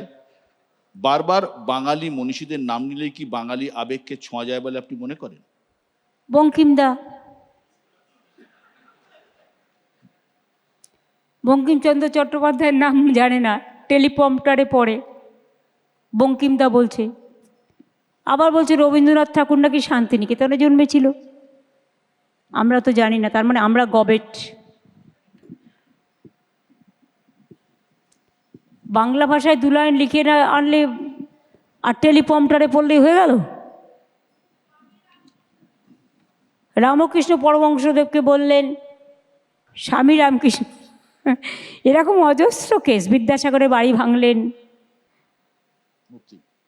বন্দে মাতরম সঙ্গীত 2টো প্যারা হবে, এটা রবীন্দ্রনাথ ঠাকুর ঠিক করে দিয়েছিলেন। সেটাকেও ঘ্যাচাংফু করে দাঙ্গাকারীদের মদত দেওয়ার জন্য নিজেদের মতো করে করলেন। সবই তো বাতিল। এখন তো কনস্টিটিউশন ভারতবর্ষে নেই, বিজেপির ম্যানিফেস্টোই হচ্ছে ভারতবর্ষের কনস্টিটিউশন। কী করবেন বলুন? আমাদের দুর্ভাগ্য যে এখনও এগুলো আমাদের দেখতে হচ্ছে। এই ভুলগুলো কোথাও কি বাঙালি আবেগ, বাঙালি মনন, বাঙালির মেধা বা বাঙালির ইয়েকে আঘাত করে? এ তো বাংলার অস্মিতাকে অলওয়েজ আঘাত করে। বাংলা কেন টার্গেট করা হয়েছে সব ভোটারদের নাম কেটে দেওয়া? তার কারণ বাংলাকে ওরা দখল করতে চায় জোর করে। শুনুন, বাংলা যখন মানে ইন্ডিয়া যখন পরাধীন ছিল, ক্যালকাটা কিন্তু ইংরেজদের আমলেও ক্যাপিটাল ছিল, তুলে নিতে বাধ্য হয়েছিল কেন ইংরেজরা? তারা বাংলার সাথে পারেনি বলে। এবং এরাও তাই দেখছে, আমি সব জবরদস্তি করলেও বাংলার লোকেরা তো প্রতিবাদ করে, তারা প্রতিরোধ করতে জানে। বাংলার মেধা আলাদা, বাংলার সংস্কৃতি আলাদা, বাংলার অস্মিতা আলাদা, বাংলার প্রতিভা আলাদা। বাংলাকে তো জব্দ করা যাচ্ছে না। সুতরাং আমরা যদি ক্ষমতায় আসি, মানে বিজেপি আর কি, যদি ক্ষমতায় আসে, তাহলে প্রথমে বাংলার মাছ ভাত খাওয়া বন্ধ করবে, মাংস ভাত খাওয়া বন্ধ করবে, বুলডোজার দিয়ে বাংলার নাম যতগুলো লেখা আছে সব বন্ধ করে দেবে, বাংলায় এসে অশান্তি করবে, এবং কিছু গুন্ডাদের ঢুকিয়ে দিয়ে বাংলাকে মণিপুর করার চেষ্টা করবে। সেই জন্য তো এসআইয়ের নাম বাদ দেওয়ার সাথে সাথে এখানে এত পুলিশ পাঠিয়েছে। কেন পাঠিয়েছে? মানুষের যখন প্রয়োজন হয় পাঠায়নি তো। দুর্গাপুজো আমরা সামলাই, কালী পুজো আমরা সামলাই, মহালয় আমরা সামলাই, ভোটের সময় কেন? ভোট লুট বলছে ঝুট, করছে লুট বলছে ঝুট। একটাই কাজ, বাংলাকে দখল করে বাংলার সংস্কৃতিটাকে বিচ্ছিন্ন করে দেওয়া। আর বাংলায় ধর্মের নামে রামকৃষ্ণ নয়, স্বামী বিবেকানন্দ নয়, ঈশ্বরচন্দ্র বিদ্যাসাগর নয়, রবীন্দ্রনাথ নয়, গান্ধীজি নয়, অমর্ত্য সেন নয়, নজরুল নয়, এমনকি বাবা সাহেব আম্বেদকর, যিনি সংবিধান রচনা ড্রাফটিং কমিটির চেয়ারম্যান ছিল, তিনি প্রথম ইলেক্টেড হয়েছিলেন বাংলা থেকে। এটা মাথায় রাখবেন। সেই বাংলাকে ওরা সহ্য করতে পারে না, হিংসুটে। আবার ইংরেজিতে বলে সেলফিশ জায়েন্ট। আর হিন্দি में इसको क्या बोलता है? আমি এত ভালো হিন্দি জানি না, কি বলে? छुपा रुस्तम। হ্যাঁ, छुपा रुस्तम। पर्दा का पीछा में क्या है? चक्रांत है। এ রাজ্যে বিজেপি মোটামুটি দুটো কৌশল নিয়েছে। এক, হিন্দুত্বের শান, যেটা বলছিলাম। শুনুন, হিন্দুরা ওর সাথে নেই। আমি নিজেও হিন্দু, আপনিও নিজে হিন্দু, এসব ছাড়ুন। আচ্ছা, নেই। বাংলায় যে ৫,০০০ কিলোমিটার রথযাত্রার পরিকল্পনা করেছে, বাড়িতে বাড়িতে পৌঁছে যাচ্ছে প্রধানমন্ত্রীর চিঠি। আরে ও চিঠিতেও একজন সই করে দিল, হয়ে গেল, প্রিন্ট করে দিল, ওই চিঠির কোনো দাম নেই। আর ফোন যেটা যায় সেটাও হচ্ছে কল করে দেয় একজন, চলে গেল। আর সবাই ভাবলো আমার সাথে প্রধানমন্ত্রী কথা বলছে।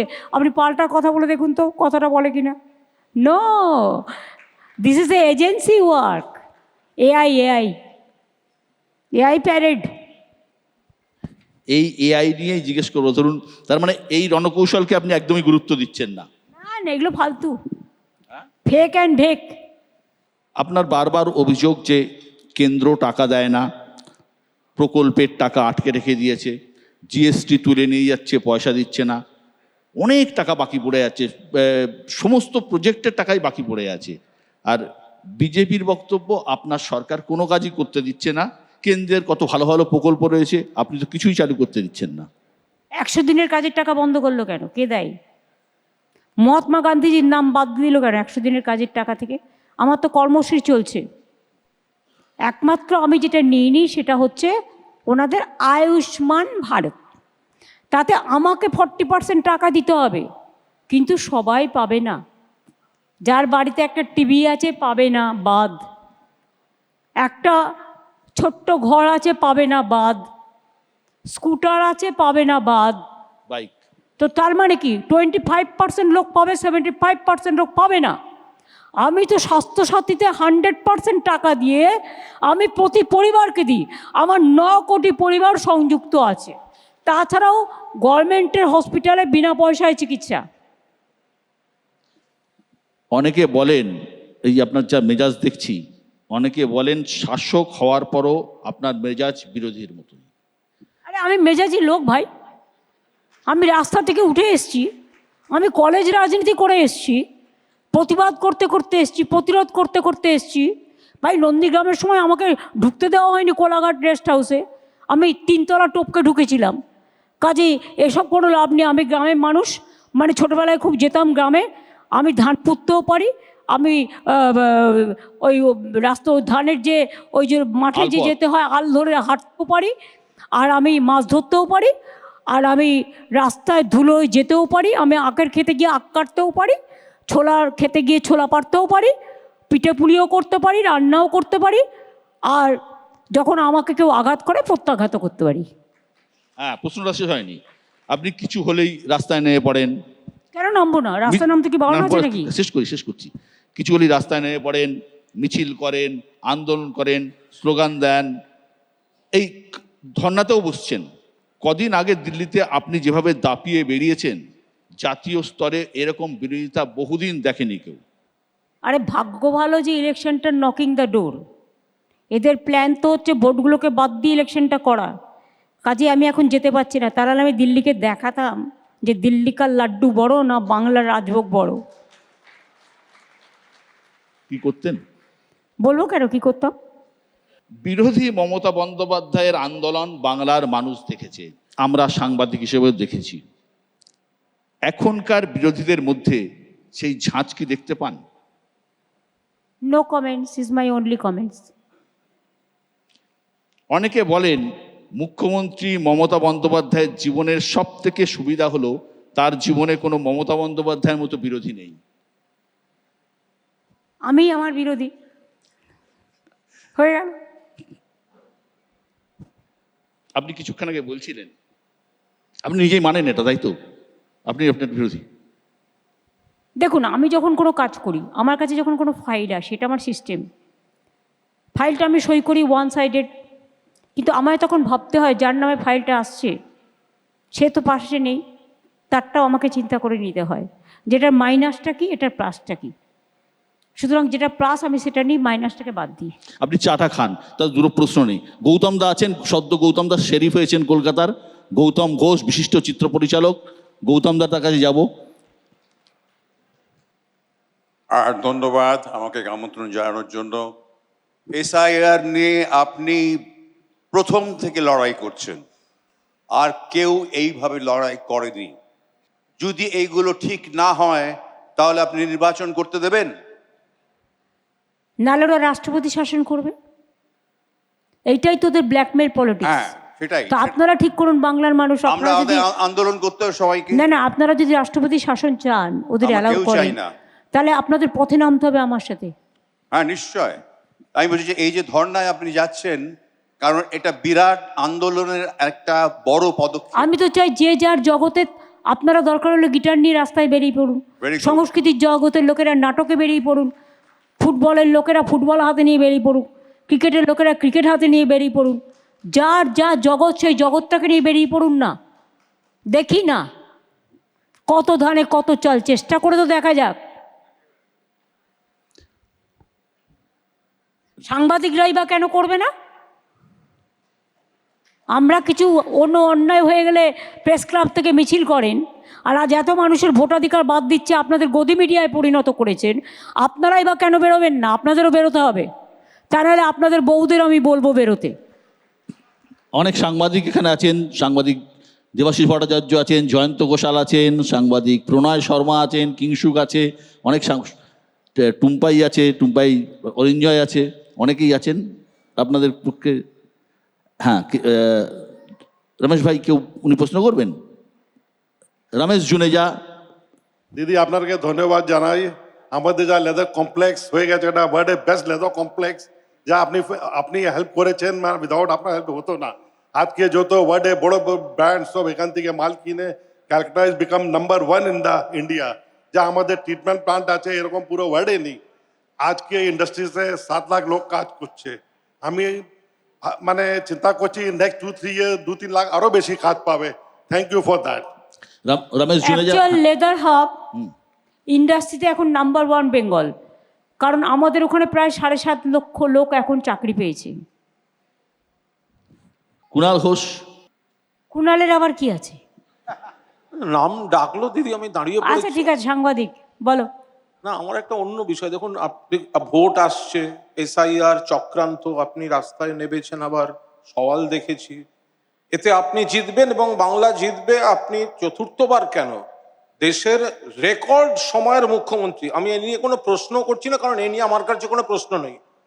আমার শুধু একটি কৌতূহল, পরশুদিন আপনি যে ভাঙড়ার নাচটা নাচলেন, ওই ছন্দে, ওই ফিটনেসে, দিদি এটা আপনি পারেন কি করে? আমি তো কোনোদিন শিখিনি। আমার একটা জিনিস আছে, যেটা হচ্ছে আমি একবার দেখে নিলে সেটা তুলতে পারি, দিস মাচ। আমি একবার দেখেছি ওরা কি কায়দায় করছে, ব্যাস হয়ে গেল। ফিটনেসের কি আছে? দৌড়াও, হাঁটো, যা ইচ্ছে করো, হাত পা নাড়াও, তাহলে সেটাই ফিটনেস। আর খাবারটা কন্ট্রোল করা উচিত। হ্যাঁ, অম্বরীশ। নমস্কার দিদি। এখানে অনেক রাজনীতির মানুষরা রয়েছেন, আমি রাজনীতির কিছুই বুঝি না, সাধারণ মানুষের। তুমি একটু খেতে ভালোবাসো, আমি একটু না, ভালো গানও করো। হ্যাঁ, কিন্তু আমি সাধারণ মানুষের পক্ষ থেকে বলতে পারি যে যত কোটি নাম বাদই যাক আর যতই এসআই হার হোক, আপনি আমাদের মুখ্যমন্ত্রী হচ্ছেন আবারও। সেই জন্য আপনাকে আগাম শুভেচ্ছা জানাচ্ছি। আর আরেকটা প্রশ্ন করব যে এখন তো ব্যস্ততা খুবই তুঙ্গে আপনার, তার মধ্যে কি আপনি সিরিয়াল দেখার সময় পাচ্ছেন? তোমারটা দেখি তো একটু বলুন তাহলে কেমন লাগছে এখনকার। এখন কিন্তু আমরা সিরিয়ালে আপনার গান ব্যবহার করছি, আপনি নিশ্চয়ই নোটিস করেছেন। আমি জানি, পরশুদিনও করেছো। এমন হিন্দি গান একদম পাচ্ছে না। 21শে ফেব্রুয়ারি করেছো। আপনি মহানায়কের স্মরণ সভায় বলেছিলেন একটু বাংলা গানের জন্য, তারপর থেকে কিন্তু কনসিস্টেন্টলি আমরা শুধু হ্যাঁ, হিন্দি ভাষায় তো ওদের তো প্রচুর স্কোপ আছে, হ্যাঁ, কিন্তু বাংলার যারা শিল্পী তারা বাংলায় সুযোগটা পায় না, সেই জন্য সেটাকে একটু প্রমোট করার জন্য। ঠিক ঠিক। আর আপনাকে আমরা যারা ভালোবাসি তাদের যখন ট্রোলিং করা হয় বা আপনাকে যখন ট্রোলিং করা হয়, আপনি কিভাবে সেটা সামলান একটু ইমনকে বুঝিয়ে দিন। আমি আসবো ট্রোলিং নিয়ে আসবো। না, ইমনকে খুব বাজেভাবে করেছে। ইভেন ওর মায়ের যেদিন মৃত্যুদিন ছিল, আমি জানি না, সেদিনকে তো আমরা দেখো নচিকেতাকে দিয়েছি, রূপঙ্করকে দিয়েছি, রাঘবকে দিয়েছি, আমরা সিজাতকে দিয়েছি, আমরা সুমন্তকে স্টার জলসায় দিয়েছি, আমরা গণেশ হালুইকে দিয়েছি, আমরা শিরাধাকে দিয়েছি, আমরা শিবাজি চট্টোপাধ্যায়কে দিয়েছি, বাবুল সুপ্রিয়কে দিয়েছি। তাহলে only why Emon is isolated? This is very wrong. Emon তো সোশ্যাল মিডিয়া ছেড়ে দিয়েছে, তাই তো? ইমন কেন ছাড়বে? বেশি করে ধরো, আনসোশ্যাল লোকেদের জন্য তুমি সোশ্যালটা ছাড়বে? ইমনকে দাও মাইকটা। হ্যাঁ, আমার কাছেই আছে। আমার দিদির কাছে একটা প্রশ্ন আছে, বা বলতে পারি আমার একটা দাবি আছে। দিদি, আমরা যখন আমরা গান গাওয়া শুরু করেছি, তখন FM-এ সবসময় বাংলা গান বাজতো। আমরা বহু শিল্পী পেয়েছি যারা FM-এ বাংলা গান গেয়ে আজকেই আপনার কাছ থেকে বঙ্গবিভূষণ পেয়েছেন, এরকম শিল্পীও পেয়েছি। কিন্তু এখন FM-এ একেবারেই বাংলা গান বাজে না। এটা আমার বড়ই দুঃখের একটা জায়গা। শুধুমাত্র একটা বাংলা অ্যাওয়ার্ড শো করে তারা ক্ষান্ত হয়ে থাকছেন। এটা বাংলা গানের জন্য ঠিক হচ্ছে বলে আমার মনে হয় না। আমার মনে হয় যে আপনি যদি এটা নিয়ে একটু ভাবনা চিন্তা করেন, তাহলে আমাদের বাংলা গানের জন্য খুব সুবিধা হয়। এটা একটা প্ল্যাটফর্ম তো করা যেতে পারে। সৌম্য, তুমি দেবাশিসদা মিলে কথা বলে তোমরা দেখে নাও, দেবদীপ আছো, তোমরাও কোনো সাজেশন থাকলে দিও। নিশ্চয়ই দিদি, নিশ্চয়ই। আসলে কি হয়, গাড়িতে তো অনেক বাঙালি নন বেঙ্গলি সবাই যাতায়াত করে। এখন FM-টা ওদের একটা অভ্যাস হয়ে গেছে। মানে এখন তো সব আবার কি যেন করে, নকল করে এবং রিমিক্স করে, অনেক বেশি রিমিক্স। ওটা তো করে, মিম করে, নানা রকম করে। তাছাড়াও নকল করে করে সব করে। কিন্তু দিদি, বাংলার বাইরে কিন্তু সেই ভাষার গান বেশি বাজে, হিন্দি গান কম বাজে। এটা তো দেখো, যে কোনো জায়গার ব্যাপারে তোমাদেরও একটু এগিয়ে আসতে হবে। তোমরা শিল্প সংস্কৃতি মঞ্চ যদি একটা সিদ্ধান্ত নাও, দ্যাট ইজ এনাফ। বাদ বাকি আমরা হেল্প করতেই পারি। ওকে দিদি, thank you so much. Thank you so much. Thank you. CSC থেকে অজিতবাবু এসছেন। হ্যাঁ, বলুন, কি বলছিলেন? আমার কোনো প্রশ্ন নেই। আমি মাননীয় মুখ্যমন্ত্রী, আমাদের পরম শ্রদ্ধেয় দিদিকে আমি ধন্যবাদ জানাতে মানে মাইক নিয়েছি। যে আমি সারা ভারতবর্ষে প্রায় 6-7টা রাজ্যে চাকরি করেছি এবং পশ্চিমবাংলায়ও করছি। তো বাকি রাজ্যে যে যারা বলে যে আজকে পশ্চিমবাংলায় আমাদের শিল্পবান্ধব বা কাজের পরিস্থিতি নেই, এটা খুবই ভুল এবং চরম মিথ্যে। কারণ আমি নিজে কাজ করেছি অন্যান্য স্টেটে উড়িষ্যা, উত্তরাখণ্ড, দিল্লি এবং আমাদের পাশে ঝাড়খণ্ড, বিহারেও কাজ করেছি। এমনকি ওখানে এমন হ্যাকেল হয়েছে যে হসপিটালেও ভর্তি হয়েছে আমাকে 3 দিন। কিন্তু এখানে আসার পরে আমাদের মাননীয় মন্ত্রী শোভনদেববাবু রয়েছেন এখানে, যে এখানে আসার পরে এত আমরা শিল্পবান্ধব পরিস্থিতি, যে কোনো ছোট ছোট কমপ্লেন যেখানে যা বলেছি সেখানেই সঙ্গে সঙ্গে সহযোগিতা পেয়েছি। এর জন্য অশেষ ধন্যবাদ এবং আমাদের খুবই ভালো লাগছে এখানে কাজ। ধন্যবাদ। আসলে বাংলার নামে বদনাম করা একটা কাজে দাঁড়িয়ে গেছে। মধ্যপ্রদেশে একটা ঘটনা হচ্ছে, ওটা সোশ্যাল নেটওয়ার্কে দিয়ে দিচ্ছে বাংলায় হচ্ছে। বাংলাদেশে একটা ঘটনা ঘটছে, তো সোশ্যাল নেটওয়ার্কে দিয়ে দিচ্ছে বাংলায় হচ্ছে। এটা বিজেপির মানে কি আর বলবো, মানে ছলনার রাজনীতি আর মিথ্যে কথা বলা, অপপ্রচার করা, একটা ন্যারেটিভ তৈরি করা। আজকাল কি হয়ে গেছে, ধরুন আমি নেই, আমার চেহারা দেখাবে, আমার বক্তৃতা শোনাবে, আমাকে দেখাবে এআই বেরিয়ে গেছে, কিন্তু ওটা আমি নই। টোটালটাই narrative and negative. I don't like this. I appreciate your concern and sentiment. Thank you so much. অধ্যাপক বিশ্বজিৎ দাস, বিশ্বজিৎ ছোট করে। ধন্যবাদ জানাই, আপনি বাংলাকে আগলে রেখেছেন। আমার প্রশ্ন, বিরোধীরা যে ক্রমাগত ভয় দেখাচ্ছে, কিছুদিন আগে থেকে শুরু করলো যে ভারত বাংলাদেশ বা পশ্চিমবঙ্গ বাংলাদেশ সীমান্তের ওপারে জামাত জিতেছে, বাংলায় গেল রব, প্রচণ্ড খারাপ অবস্থা। এই যে ভয় দেখানোর প্রবণতা, এটা কি সত্যি বাংলা বিপদের মাঝে চলে এলো? আর দ্বিতীয় কথা, আপনি যখন ম্যাডাম সুপ্রিম কোর্টে দাঁড়িয়ে বললেন আমি দলের হয়ে আসিনি, বাংলার হয়ে এসছি, তখন আমরা আরও গর্বিত হলাম। আমরা গর্বিত হলাম যখন বাংলাভাষীদের বিরুদ্ধে আপনি যখন অত্যাচার হচ্ছে গর্জে উঠলেন। আর আমরা গর্বিত হলাম আপনার সমাজ কল্যাণমূলক প্রকল্পে। কোনটা এবার বাংলায় আপনার মূল ইস্যু হবে ভোটে? ধন্যবাদ। জনগণের গণতান্ত্রিক অধিকার, মানুষের ভোটাধিকার ফিরিয়ে দাও। যদি কেউ মনে করে গণতন্ত্রকে গলা টিপে হত্যা করবে, সংবিধানকে হত্যা করবে এবং আজকে ক্ষমতায় আছে বলে যা ইচ্ছে তাই করবে স্বৈরাচারী মনোভাব নিয়ে, তারা জানে না আগামীকাল তারা থাকবে না। কোনো চেয়ার কারোর জন্য পার্মানেন্ট নয়। এজেন্সি দিয়ে আর ভয় দেখিয়ে কতদিন চলবে? সবচেয়ে বড় চোর ডাকাত গুন্ডা আজকে ডবল ইঞ্জিন সরকারে ভর্তি। তাদের দিকে একটু আয়নায় মুখ দেখতে বলুন, তারপর বাংলাকে বদনাম করতে বলুন। বাংলায় বদনাম করে কোনো লাভ নেই। এটা বিজেপির narrative and negative. Crore crore টাকা কামিয়েছে, সেই টাকা থেকে কিছু উচ্ছিষ্ট এজেন্সিকে নিয়োগ করেছে এবং কিছু এজেন্সি এমনকি আমি অবাক হয়ে যাই, যাদের নিয়ে আমরা গর্ব করি তাদের ওখানে গিয়েও পার্টি অফিস বানিয়েছে। এটা I have never seen this type of government and this type of leaders and this type of dirty politics. শুভ, কলকাতা দুর্গাপুজোর অন্যতম উদ্যোক্তা। ম্যাডাম নমস্কার। ম্যাডাম, লাস্ট 15 ইয়ার্সে বাংলার এই দুর্গাপুজোকে আপনি সার্বজনীন থেকে বিশ্বজনীন জায়গায় পৌঁছে দিয়েছেন, যার 3টে সুদূরপ্রসারী ফলাফল আমরা দেখেছি। এক, ইউনেস্কোর ইনট্যাঞ্জিবল কালচারাল হেরিটেজ। বাংলার দুর্গাপুজো এই মুহূর্তে 1 লক্ষ কোটি টাকার ব্যবসা করে, দ্য বিগেস্ট ক্রিয়েটিভ ইকোনমি, এবং সর্বোপরি বিদেশি পর্যটকের আগমনের প্রধান অনুঘটক। বাংলা এই মুহূর্তে সারা ভারতবর্ষের মধ্যে একদম দ্বিতীয় স্থানে দাঁড়িয়ে রয়েছে। আমাদের দুটো প্রশ্ন এক, আমরা যারা এই শিল্পকে আপনার অনুপ্রেরণা দেশ বিদেশের বিভিন্ন প্রান্তে পৌঁছে দিতে চাইছি, আমাদের প্রতি আপনার কি বার্তা? এবং আজ থেকে 10 বছর পর এই শিল্পকে আপনি কোন মাত্রায়, দুর্গাপুজোকে কোথায় দেখতে চাইছেন? দেখুন, বাংলা হচ্ছে now the number 1 industrial destination. Bangla এখন ট্যুরিজমে ডেস্টিনেশন নাম্বার 1। তার কারণ আপনারা জানেন 2 বছর বাংলাদেশেও একটা টার্মোইল চলেছে। ওদেরও যে ট্যুরিস্টরা আসতো সেটা আসতে পারেনি, তাদেরও একটা বড় সংখ্যক।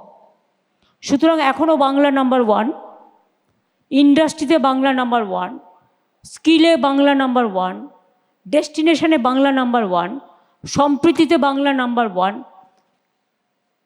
মহিলাদের আত্মসম্মান, সব কিছুতে বাংলা নাম্বার 1। সোশ্যাল স্কিম থেকে শুরু করে সংস্কৃতি সম্প্রীতি, cultural capital of India, Bangla নিয়ে আমরা গর্ব করি।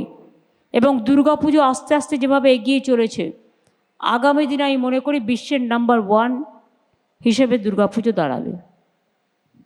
যশ নুসরত এখানে আছে, বলবে যশ, যশ দাঁড়িয়েছে।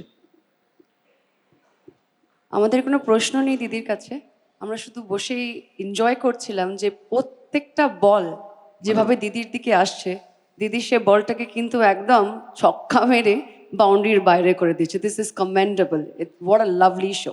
থ্যাংক ইউ বিশ্বদা ফর হ্যাভিং আস ওভার। বিজেপিকেও আগামী দিন ছক্কাই মারবো। হ্যাঁ, বলছি বিজেপিকেও আগামী দিনে ছক্কাই মারবো। শ্রাবন্তী? আমারও কোনো প্রশ্ন নেই, কিন্তু খুব ভালো লাগছে। আমি নিউজ 18কে ধন্যবাদ জানাতে চাই। আর হাত পা কাঁপছে, দিদির সামনে কি বলবো। আমার কাছে একটাই প্রশ্ন, যে দিদির এই এনার্জিটা কোথা থেকে আসে, যে মানে মানুষ যখন চাইছে তখন দিদিকে কাছে পাচ্ছে। তো এই এনার্জির রহস্যটা আমরা জানতে চাই। এনার্জি ব্যানার্জি নয়, এনার্জি। ব্যানার্জি থেকে, ব্যানার্জির অপোজিট এনার্জি। তুই উত্তর দিয়ে দিলি।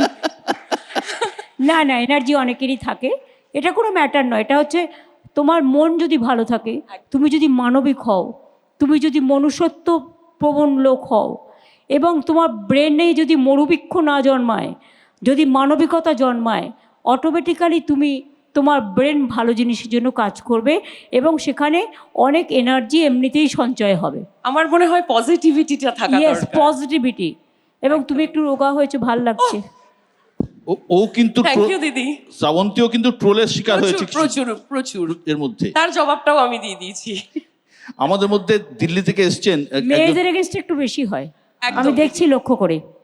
দিল্লি থেকে আমার বিশেষ বন্ধু, ইন্ডিয়ান এয়ারফোর্সের খুব বড় একজন এয়ার কমোডার রঞ্জন মুখোপাধ্যায়, তিনি আছেন এই শোয়ের জন্যই, শুধুমাত্র দিল্লি থেকে তিনি এসছেন। নমস্কার দিদি। দিদির সঙ্গে আমার পরিচয় বহুকালের, আজকের নয়।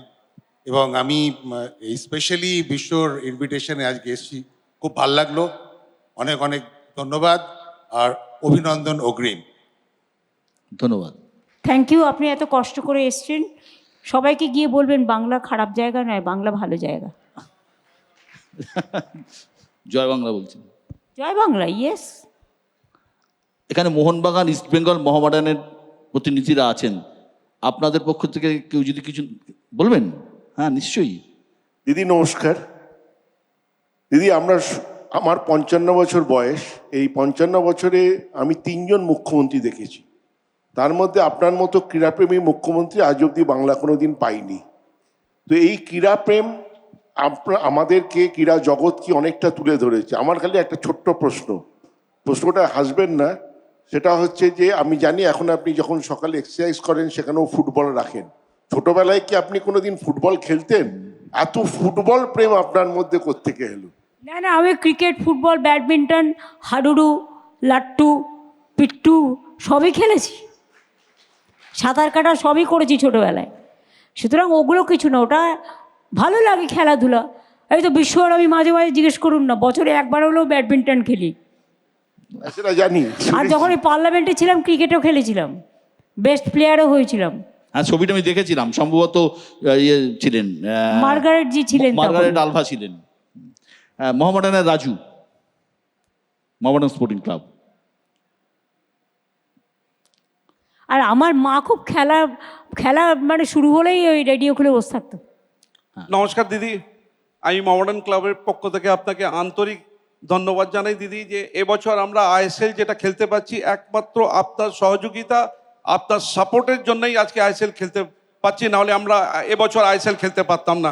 তার জন্য মোহামেডান স্পোর্টিংয়ের লক্ষ লক্ষ সাপোর্টারের পক্ষ থেকে আপনাকে আন্তরিক ধন্যবাদ জানাই।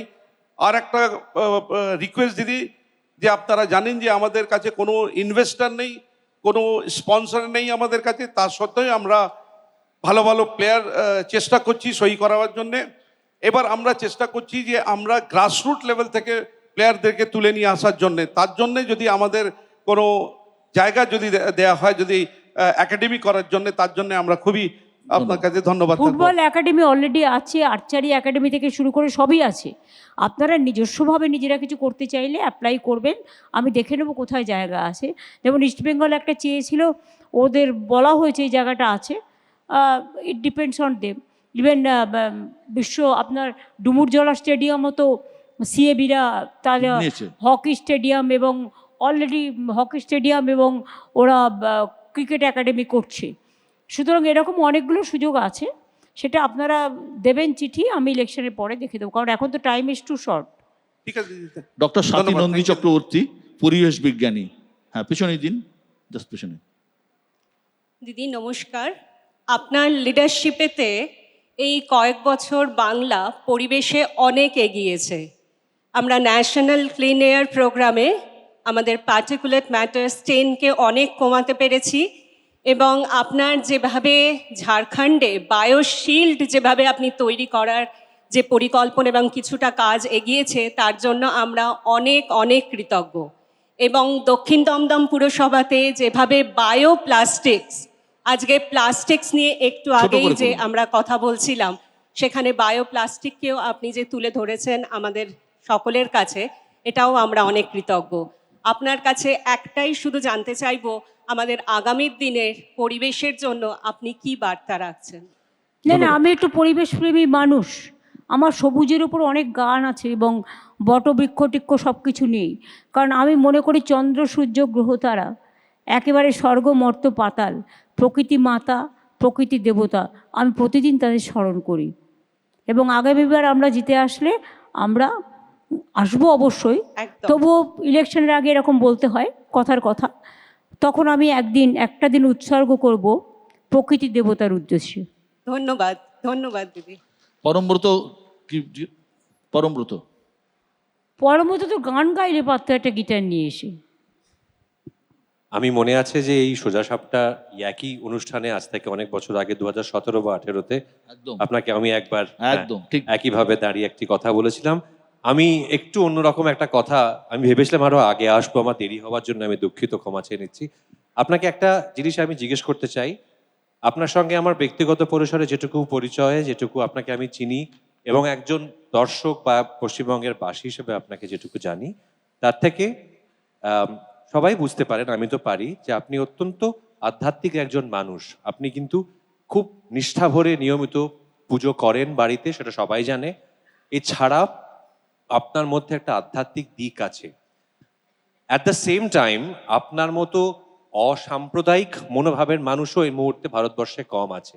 আমরা বহুদিন ধরে একটা ধারণা পোষণ করেছি যে অসাম্প্রদায়িক হতে গেলে আধ্যাত্মিক হওয়া যায় না, এটার মধ্যে অ্যাজ ইফ একটা বিরোধ আছে, কোথাও একটা বাইনারি আছে একটা। কিন্তু আপনি নিজে আধ্যাত্মিক হয়েও যে, বা পুজো আর্চা করেও যে মনে প্রাণে অসাম্প্রদায়িক হওয়া যায়, সেকুলার হওয়া যায়, এইটাকে আপনি কনসিয়াসলি ভারতবর্ষের সামনে, আমাদের দেশের সামনে একটা উদাহরণ রাখার চেষ্টা করেছেন, নাকি এটা অটোমেটিক্যালি হয়েছে? কেননা এটা খুব জরুরি একটা উদাহরণ বলে আমার মনে হয়, যে আমার ধর্মবিশ্বাস, আমার ধর্মাচারের সঙ্গে সাম্প্রদায়িক বা অসাম্প্রদায়িক হওয়ার কোনো যোগাযোগ নেই। এটা আমার ব্যক্তিগত বিশ্বাস, যে বিশ্বাসটা এই মুহূর্তে ভারতবর্ষে খুব প্রয়োজন বলে আমার মনে হয়। দেখুন, আমি মনে করি ধর্ম মানে মানবিকতা। আধ্যাত্মবাদ, সে যদি আপনারা ঋগ্বেদ থেকে শুরু করে, সামবেদ থেকে শুরু করে, যজু অথর্ব থেকে শুরু করে, একেবারে আগে যখন তপবন থেকে সাধু পুরুষরা তারা মানুষকে সম্বোধন করেছিলেন, India is the first country, যেখান থেকে মুনি ঋষিরা সারা ভারতবর্ষকে, সারা পৃথিবীকে বলেছিলেন সিন্নন্ত বিশ্বে অমৃতস্য পুত্রা, সারা বিশ্বকে অমৃতের পুত্র বলে সম্বোধন করেছেন। এটাই হচ্ছে আধ্যাত্মিকতা। যে আধ্যাত্মিকতাবাদ করতে গিয়ে রামকৃষ্ণ পরমহংসদেব টাকা মাটি, মাটির টাকা, অথবা সর্বধর্ম সমন্বয়ের কথা বলেছেন, অথবা বলেছেন কেউ মাকে বলে মা, কেউ মাকে বলে আম্মা, কেউ মাকে বলে মাদার, কেউ মাকে বলে মা, এটুকুই তফাৎ। জলকে কেউ বলে জল, কেউ বলে পানি, কেউ বলে ওয়াটার, এইটুকুই তফাৎ। এটাই কিন্তু আমরা রবীন্দ্র বলুন, নজরুল বলুন, নেতাজি বলুন, বিদ্যাসাগর বলুন, ভগৎ সিং বলুন, গুরু নানক বলুন, মৌলানা আবুল কালাম আজাদ বলুন, এমনকি আপনারা জানেন বিদ্রোহী কবি নজরুল মুসলিম হয়েও তিনি কত শ্যামা সঙ্গীত রচনা করেছেন, এটা কি কারো আইডিয়া আছে? এবং কত শ্যামা সঙ্গীত পড়ে শেষ করা যাবে না। সুতরাং বাংলা কিন্তু ধর্মের প্রকৃত উদাহরণ। যারা ধর্মান্ধতা নয়, যারা মানবিকতাকেই মনে করে আধ্যাত্মবাদ, আমার মনটাই যদি শুদ্ধ না হয় তাহলে আমি আধ্যাত্মিক হব কী করে? আমি আমার মতো ডাকবো। আমি রোজ যেমন আমার দেবদেবীদের পুজো করি, আমি আল্লাহর কাছে দোয়াও চাই, এবং এটা আমার কাছে বাইরে বলবার কিচ্ছু নেই। আমি যেমন পাঞ্জাবিদের প্রোগ্রামে গিয়ে মাথায় কাপড় দিয়ে সত শ্রীকাল দিয়ে বলি, আমি গর্ববোধ করি। আবার যখন খ্রিশ্চানদের যখন মিডনাইট প্রেয়ার হয় 24-এ, আমি কিন্তু প্রত্যেকটা মানে আমি যেখানে যাই আমি কিন্তু একটা চার্চে যাই, এবং যতদিন বেঁচে থাকবো করব। আমি হিন্দুদের কাছেও যাই, বৌদ্ধদের কাছে যাই, জৈনদের কাছে যাই, পারসিকদের কাছে যাই, মুসলিমদের কাছে যাই, সংখ্যালঘুদের কাছে যাই, তপশিলীদের প্রোগ্রামে যাই, মতুয়াদের প্রোগ্রামে যাই। মতুয়া ঠাকুরবাড়ি গেছি, রাজবংশী ঠাকুর পঞ্চানন বর্মার ওখানে গেছি, কোথায় যাইনি? বিরসা মুন্ডা থেকে শুরু করে রঘুনাথ মুর্মু থেকে শুরু করে সব কিছুতেই আছি। তার কারণ মনটাকে আপনাকে আগে পবিত্র করতে হবে। মন কি চাইছে আগে ভাবুন। Positive attitude, think positive, be positive, speak positive, work positive, এটা বেদের কথা। আর এখনকার এসব ছোকরা বাকরারা মানে বিজেপি হঠাৎ করে ফুচকাওয়ালা চলে এসছে। আমি সেই কোশ্চেনেই ঢুকি, তার কারণ দাঁড়াও, ফুচকার মধ্যে আসল ফুচকার স্বাদ নাই। ফুচকার মধ্যে কিছু গোবর দিয়ে গোবর জলের ধর্ম পালন করছে। আরে গোবর তো সব বাংলার গ্রামের বাড়িতে গোবর দিয়ে লেপে মাটির বাড়ি তুলসী পুজো দেয়। তোমরা কি শেখাতে এসছো? সব বন্ডেড লেবার একটা পার্টির মাথাটাকে, সবচেয়ে বড় মাথাটাকে মরুভূমি তৈরি করেছো। তো মরুভূমিতে কখনো বৃক্ষ জন্মায়? আর আমরা কখনো এক গাছে জন্মায় না, ওরা বাবলা কাটা। আম গাছে কখনো আমরাও হয় না, বাবলা কাটাও হয় না। বাবলা কাটা এটা শিখবে কি করে? তাদের প্রথমে আগে সাইকোলজিক্যালি ট্রেনিং দিতে হবে, মানসিকভাবে তাদের উন্নত করতে হবে। স্বামী বিবেকানন্দের কথায়, আগে উন্নততর মানুষ তৈরি হও, তারপরে ধর্ম শেখাও।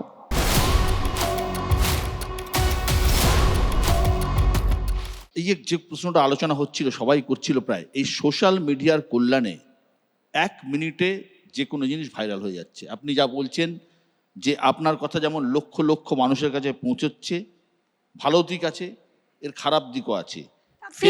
হ্যাঁ, ফেক নিউজ আপনার কাছে কত বড় মাথা ব্যথা? বিজেপি এবং অন্যান্য কয়েকটা পলিটিক্যাল পার্টি আছে যাদের কোনো কাজ নেই, সারাদিন কোটি কোটি টাকার মালিক, একটা নেতার পেছনে 20টা গাড়ি ঘুরে বেড়ায় আর 20টা সেন্ট্রাল এজেন্সি মানে বন্দুক নিয়ে ঘুরে বেড়ায়। তাদের কাজ হচ্ছে সারাদিন ওই মিম তৈরি করে নেগেটিভ আর ন্যারেটিভ করা, because they never be the positive people. Actual ওদের ধর্মটাই হচ্ছে মানুষ খুন, লুট দাঙ্গা, মানুষ খুন, এটাই বিজেপির বড় গুণ।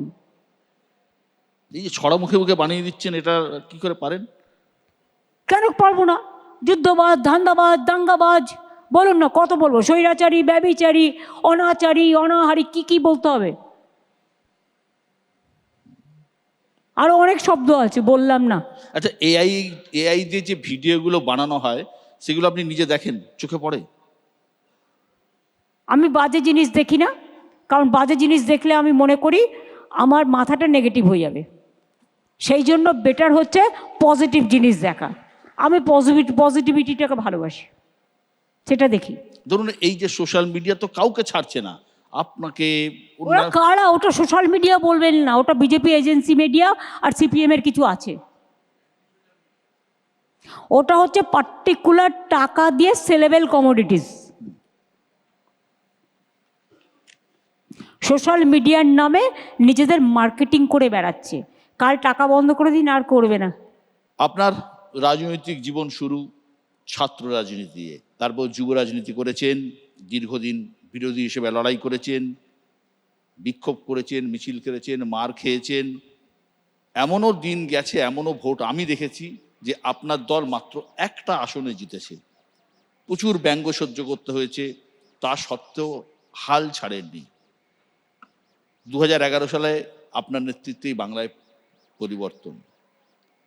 এই যে যারা রাজনীতিতে আসছে, এই লড়াই করা মানসিকতা কি নতুন প্রজন্মের মধ্যে আছে? না, লড়াই কেন করবো না? ছোট যারা ছাত্র রাজনীতি করে বিশেষ করে, আর যারা স্ট্রাগল করে আসে, মানে সোনার চামচ নিয়ে জন্মগ্রহণ করেন না, তারা বাস্তব অভিজ্ঞতা নিয়েই বড় হয়। আর একবার যদি আপনার মেন্টালটা সেট আপ হয়ে যায়, সেই মানসিকতা কখনো চেঞ্জ হতে পারে না। মানসিকতা ভালোর দিকে চেঞ্জ হতে পারে, রোজই আমরা কিছু না কিছু শিখি, কিন্তু বাজে কথা বলা আর শুধুমাত্র অকারণে কাউকে দোষারোপ করা আর কুৎসা করা, চক্রান্ত করা, এটা আমাদের কাজ নয়। এটা যারা করে তাদের কোনোদিন ভগবানও ক্ষমা করবে না। মোদি, বিরোধীদের সঙ্গে আপনার সমীকরণ নিয়ে নানা কথা শোনা যায়। বিমান বসুদেবকে আপনি নবান্নে ফিশ ফ্রাই খাইয়েছিলেন, দিলীপ ঘোষ দীঘার জগন্নাথ মন্দিরে গিয়ে সস্ত্রীক উপস্থিত হয়ে গেলেন, এবং এই যে সৌজন্য, এটা কতটা সৌজন্য? কেউ কেউ বলছেন, অনেকে বলছেন এটা রাজনীতির অঙ্ক। মমতা বন্দ্যোপাধ্যায় এর থেকে মতো ভালো ভাবতে অনেক এত প্রত্যুৎপন্ন মতিত্ব কারণ নেই। না, আমি সবাইকে ইনভাইট করি, সব রাজনৈতিক দলকে। যার আসার তিনি আসেন, যার আসার নয় তারা আসেন না, এটা তাদের ব্যাপার। আমার কর্তব্য আমি করি, তাদের কর্তব্য তারা করে, এই পর্যন্ত। বাট রাজনীতিতে সৌজন্য থাকা উচিত বলে আমি মনে করি। কারণ আপনারা নিশ্চয়ই ভুলে যাননি আলেকজান্ডার আর পেরুর গল্প, যে একজন রাজনৈতিক নেতা আর একজন রাজনৈতিক নেতার কাছে কি আশা করেন, সৌজন্য আশা করে। এগুলো আমরা ভুলে যাইনি তো, ছোটোবেলা থেকে এই শিক্ষাই আমরা পেয়ে এসেছি, চেষ্টা করি। আপনি মনে করেন যে এই মুহূর্তে যে রাজনীতি চলছে গোটা দেশে, এই ধরনের সৌজন্য কেউ দেখাচ্ছে? না, দিল্লির লোকগুলো তো অসৌজন্যতার একবারে ধ্বংসাবশেষ। আর বাংলায় কিছু জুটেছে ওদের, কি আর বলবো, না বলাটাই বেটার। বললে অন্তত কিছু হয়ে যাবে।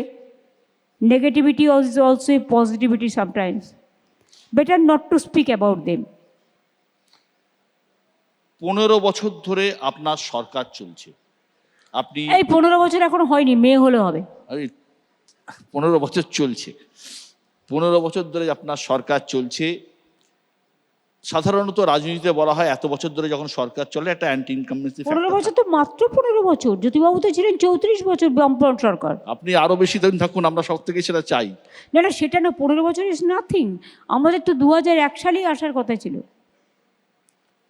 কেন আসতে পারলেন না 2001 সালে? কি করে আসবে? কংগ্রেসে এনসিপির ক্যান্ডিডেট দিয়ে দিয়ে হারালো আমাদের। মানে কংগ্রেসকে তখন বিশ্বাস এখন যেমন বিজেপির সাথে বামরাম এক, আগে তো সেরকম বাম শ্যাম এক ছিল না, এখনো আছে। মানে সেই সময় কংগ্রেসকে বিশ্বাস করা তাহলে ভুল হয়েছিল, রাজনৈতিক ভুল ছিল। একটা অংশ তো করেছিলই, সেই জন্যই তো তৃণমূলটাকে তৈরি করতে হয়েছিল। হ্যাঁ, আমি যে প্রশ্নটা করছিলাম যে এই যে এত সরকারটা চলছে, একটা অ্যান্টি ইনকামবেন্সি থাকে সাধারণত, এটা আমরা রাজনীতি যারা রিপোর্টিং করি তারা জানি। তবে পশ্চিমবঙ্গে আপনার বিরুদ্ধে করার কোনো অভিযোগ নেই, যত অভিযোগ। আবার রোজ গাল দিচ্ছে আর আপনি বলছেন অভিযোগ নেই, মানেটা কি? ইমনের আর কি স্ক্রোল করে আমার নামে? আমি সাধারণ মানুষের কথা বলছি, কে গাল দিচ্ছে? সাধারণ মানুষ করে না, আমি তাদের কাছে আমি কৃতজ্ঞ। না, সাধারণ মানুষ করে না। দলের নিচু স্তরের নেতাদের বিরুদ্ধে অনেকের অভিযোগ রয়েছে। ও ছেড়ে দিন, শুনুন, যাদের কোনো কাজ নেই তারা শুধু অভিযোগ করে, তার মধ্যে ম্যাক্সিমামের কোনো গুরুত্ব নেই। আমি সত্যি যদি কোনো অভিযোগ দেখতে পাই আমি সঙ্গে সঙ্গে অ্যাকশন নিই। আর কোনো পার্টি নেয় না। মহিলা ধর্ষণ করলেও বিজেপি তাকে মাদা পরিয়ে নিয়ে আসে, আমরা করি না এইসব। তার মানে বলছেন আপনি সবসময় মানে যা মনে হয় তখনই সঙ্গে সঙ্গে স্টেপস নিচ্ছেন, অ্যারেস্ট করছেন, গ্রেপ্তার? অনেক করেছি, অনেক। জীবনে কোনো আক্ষেপ আছে কিংবা আফসোস? আক্ষেপ একটাই আছে, এই অপদার্থগুলোকে দেখতে হচ্ছে। এরা কবে যাবে দিন গুনছি। জ্যোতিবাবুর কথা বলছেন, জ্যোতিবাবু নাকি আপনাকে বলেছিলেন ওরা কবে যাবে? হ্যাঁ বলেছিলেন তো, সেটা তখন তো বামফ্রন্ট সরকার ছিল, কি তখন তো বলেছিলেন? জ্যোতিবাবুর কাছে কেউ দেখতে যেতই না। সবটা বলবো না, ওরা তো আমি যখন যেতাম গৌতম ভট্টাচার্য মনে হয় না, এটা কি গৌতম দেব, তাকে বসিয়ে রাখতো, একদিন ছিল না। উনি আমাকে প্রায় প্রায় ডাকতেন শেষ দিকে আর কি, আগে তো খুব গালাগালি দিতেন। তো তখন আমাকে বললেন যে সিঙ্গুর নন্দীগ্রাম আন্দোলনের সময় আমায় একদিন ডাকলেন, তখন বলেছিলেন যে কবে যাবে, এটা উনি বলেছিলেন।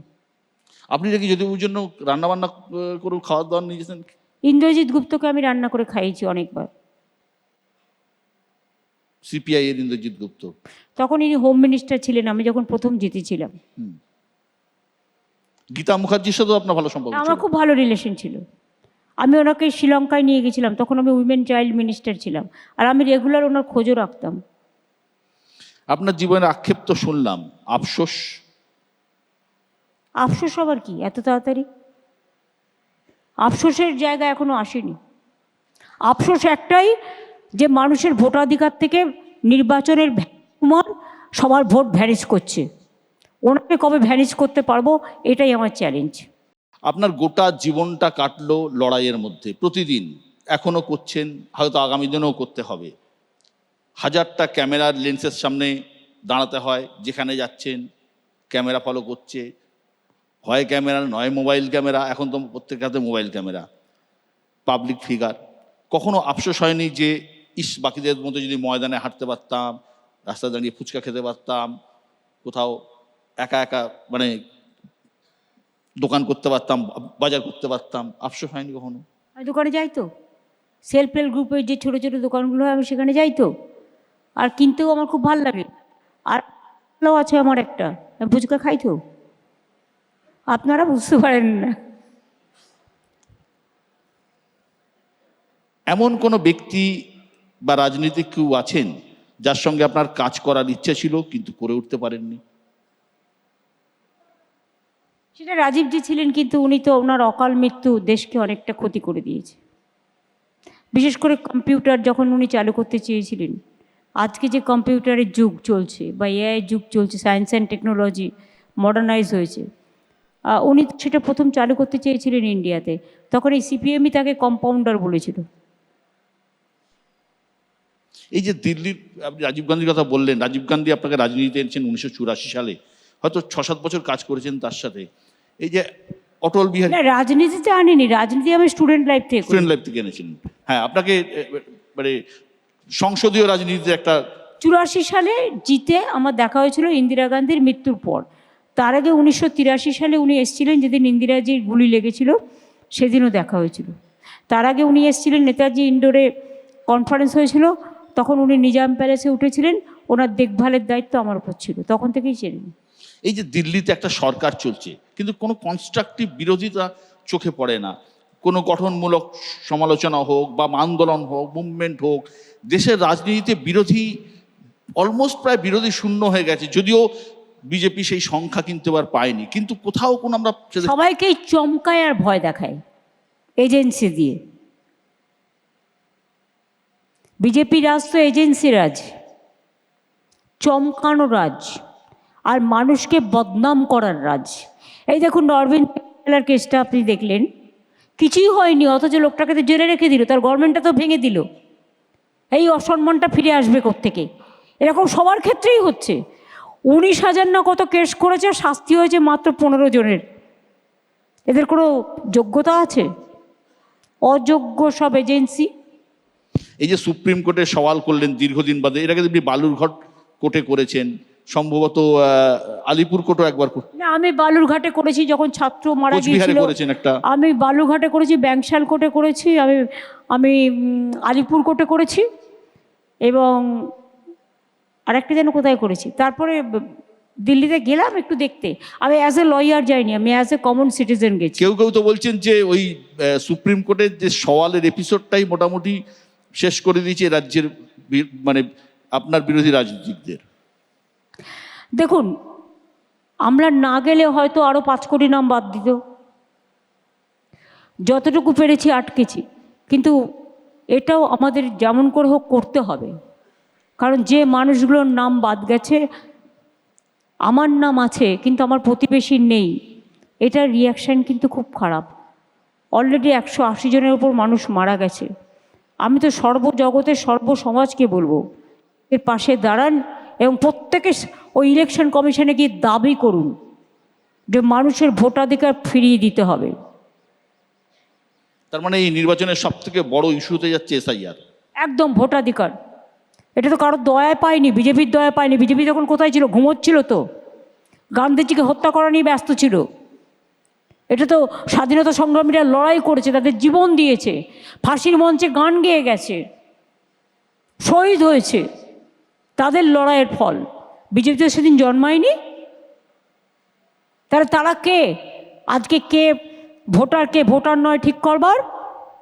যদি নাম বাদ চলে গেল আর যদি টাইমে কমপ্লিট হলো না, কি ভবিষ্যৎ? ভবিষ্যতে উত্তর দেবে। আমরা তো আমাদের মধ্যে চেষ্টা করেছি, যে ক্ষতি কী চেষ্টা করে যাই। আর মানুষকে বলি আপনারাও চেষ্টা করুন, সবাই মিলে আসুন, আমরা একজোটবদ্ধ হয়ে লড়াই করি আর বিজেপির অন্যায়ের বাঁধ ভেঙে দিই।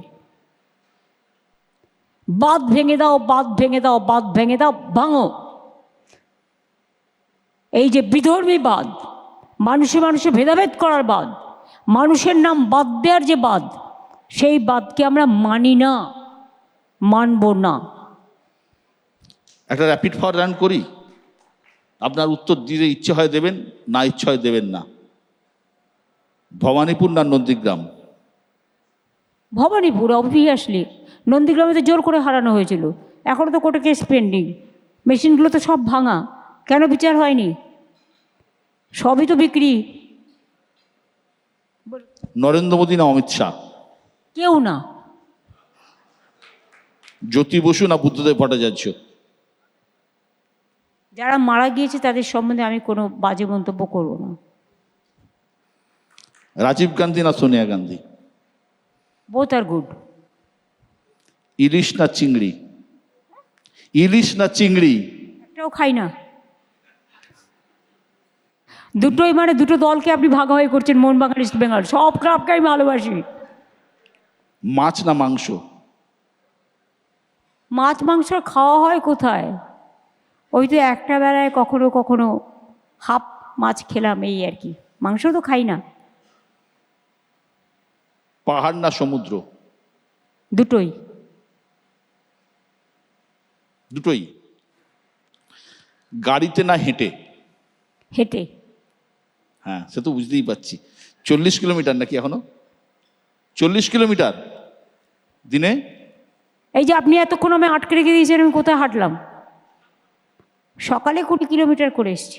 কত? 20। মোহনবাগান না ইস্ট বেঙ্গল? দুটোই। তিনটে। আরও যত ক্লাব আছে সব টুগেদার, মালার মতো। মোহনবাগান না ইস্ট বেঙ্গল? বললাম তো সবগুলোই। উত্তম কুমার না অমিতাভ বচ্চন? হিন্দি জগতে অবশ্যই অমিতাভজি, আর বাংলা জগতে উত্তম কুমারের কোনো বিকল্প নেই। মুখ্যমন্ত্রী না বিরোধী নেত্রী? দুটোই। আন্দোলন না প্রশাসন? দুটোই। পছন্দের বিরোধী কে, বিজেপি না সিপিএম? দুটোই পাজি। কোন জয় সব থেকে প্রিয়, 1984 সালে প্রথমবার সাংসদ হওয়া নাকি 2011 বাংলায় পরিবর্তন? দুটোই, দুটোর ঘটনার দুটো ইতিহাস আছে, দুটোই ইম্পর্টেন্ট। যদি বাঁচতে হয় একটাকে? হ্যাঁ, যদি একটাকে বাঁচতে হয়? আমি একটাকে বাঁচবো না, দুটোকে বাঁচবো। আপনার দুটো চোখ, আপনি দুটো চোখকে বাদ দিয়ে একটা চোখকে বাদ দিয়ে আর একটা চোখকে বাঁচতে পারেন? প্রিয় রং কি, সাদা না নীল? দুটোই। নীল সাদা? নীল সাদা আমাদের কালার গভর্নমেন্টের। অনেক অনেক। অন্য রঙকেও আমি ভালোবাসি। হ্যাঁ, সব রঙকেই ভালোবাসি, আমি একটু কালারফুল দেখতে ভালোবাসি। দিদি অনেক অনেক ধন্যবাদ আজকের এই অনুষ্ঠানে আসার জন্য। আপনি ভালো থাকবেন, আপনি সুস্থ থাকবেন, এটুকুই প্রার্থনা করি। অনেক অনেক ধন্যবাদ। আমি সকলকেই আমার কৃতজ্ঞতা জানাচ্ছি, থ্যাঙ্কস জানাচ্ছি, এবং নিউজ 18কে বিশ্ব তোমাকেও ভালো থেকো।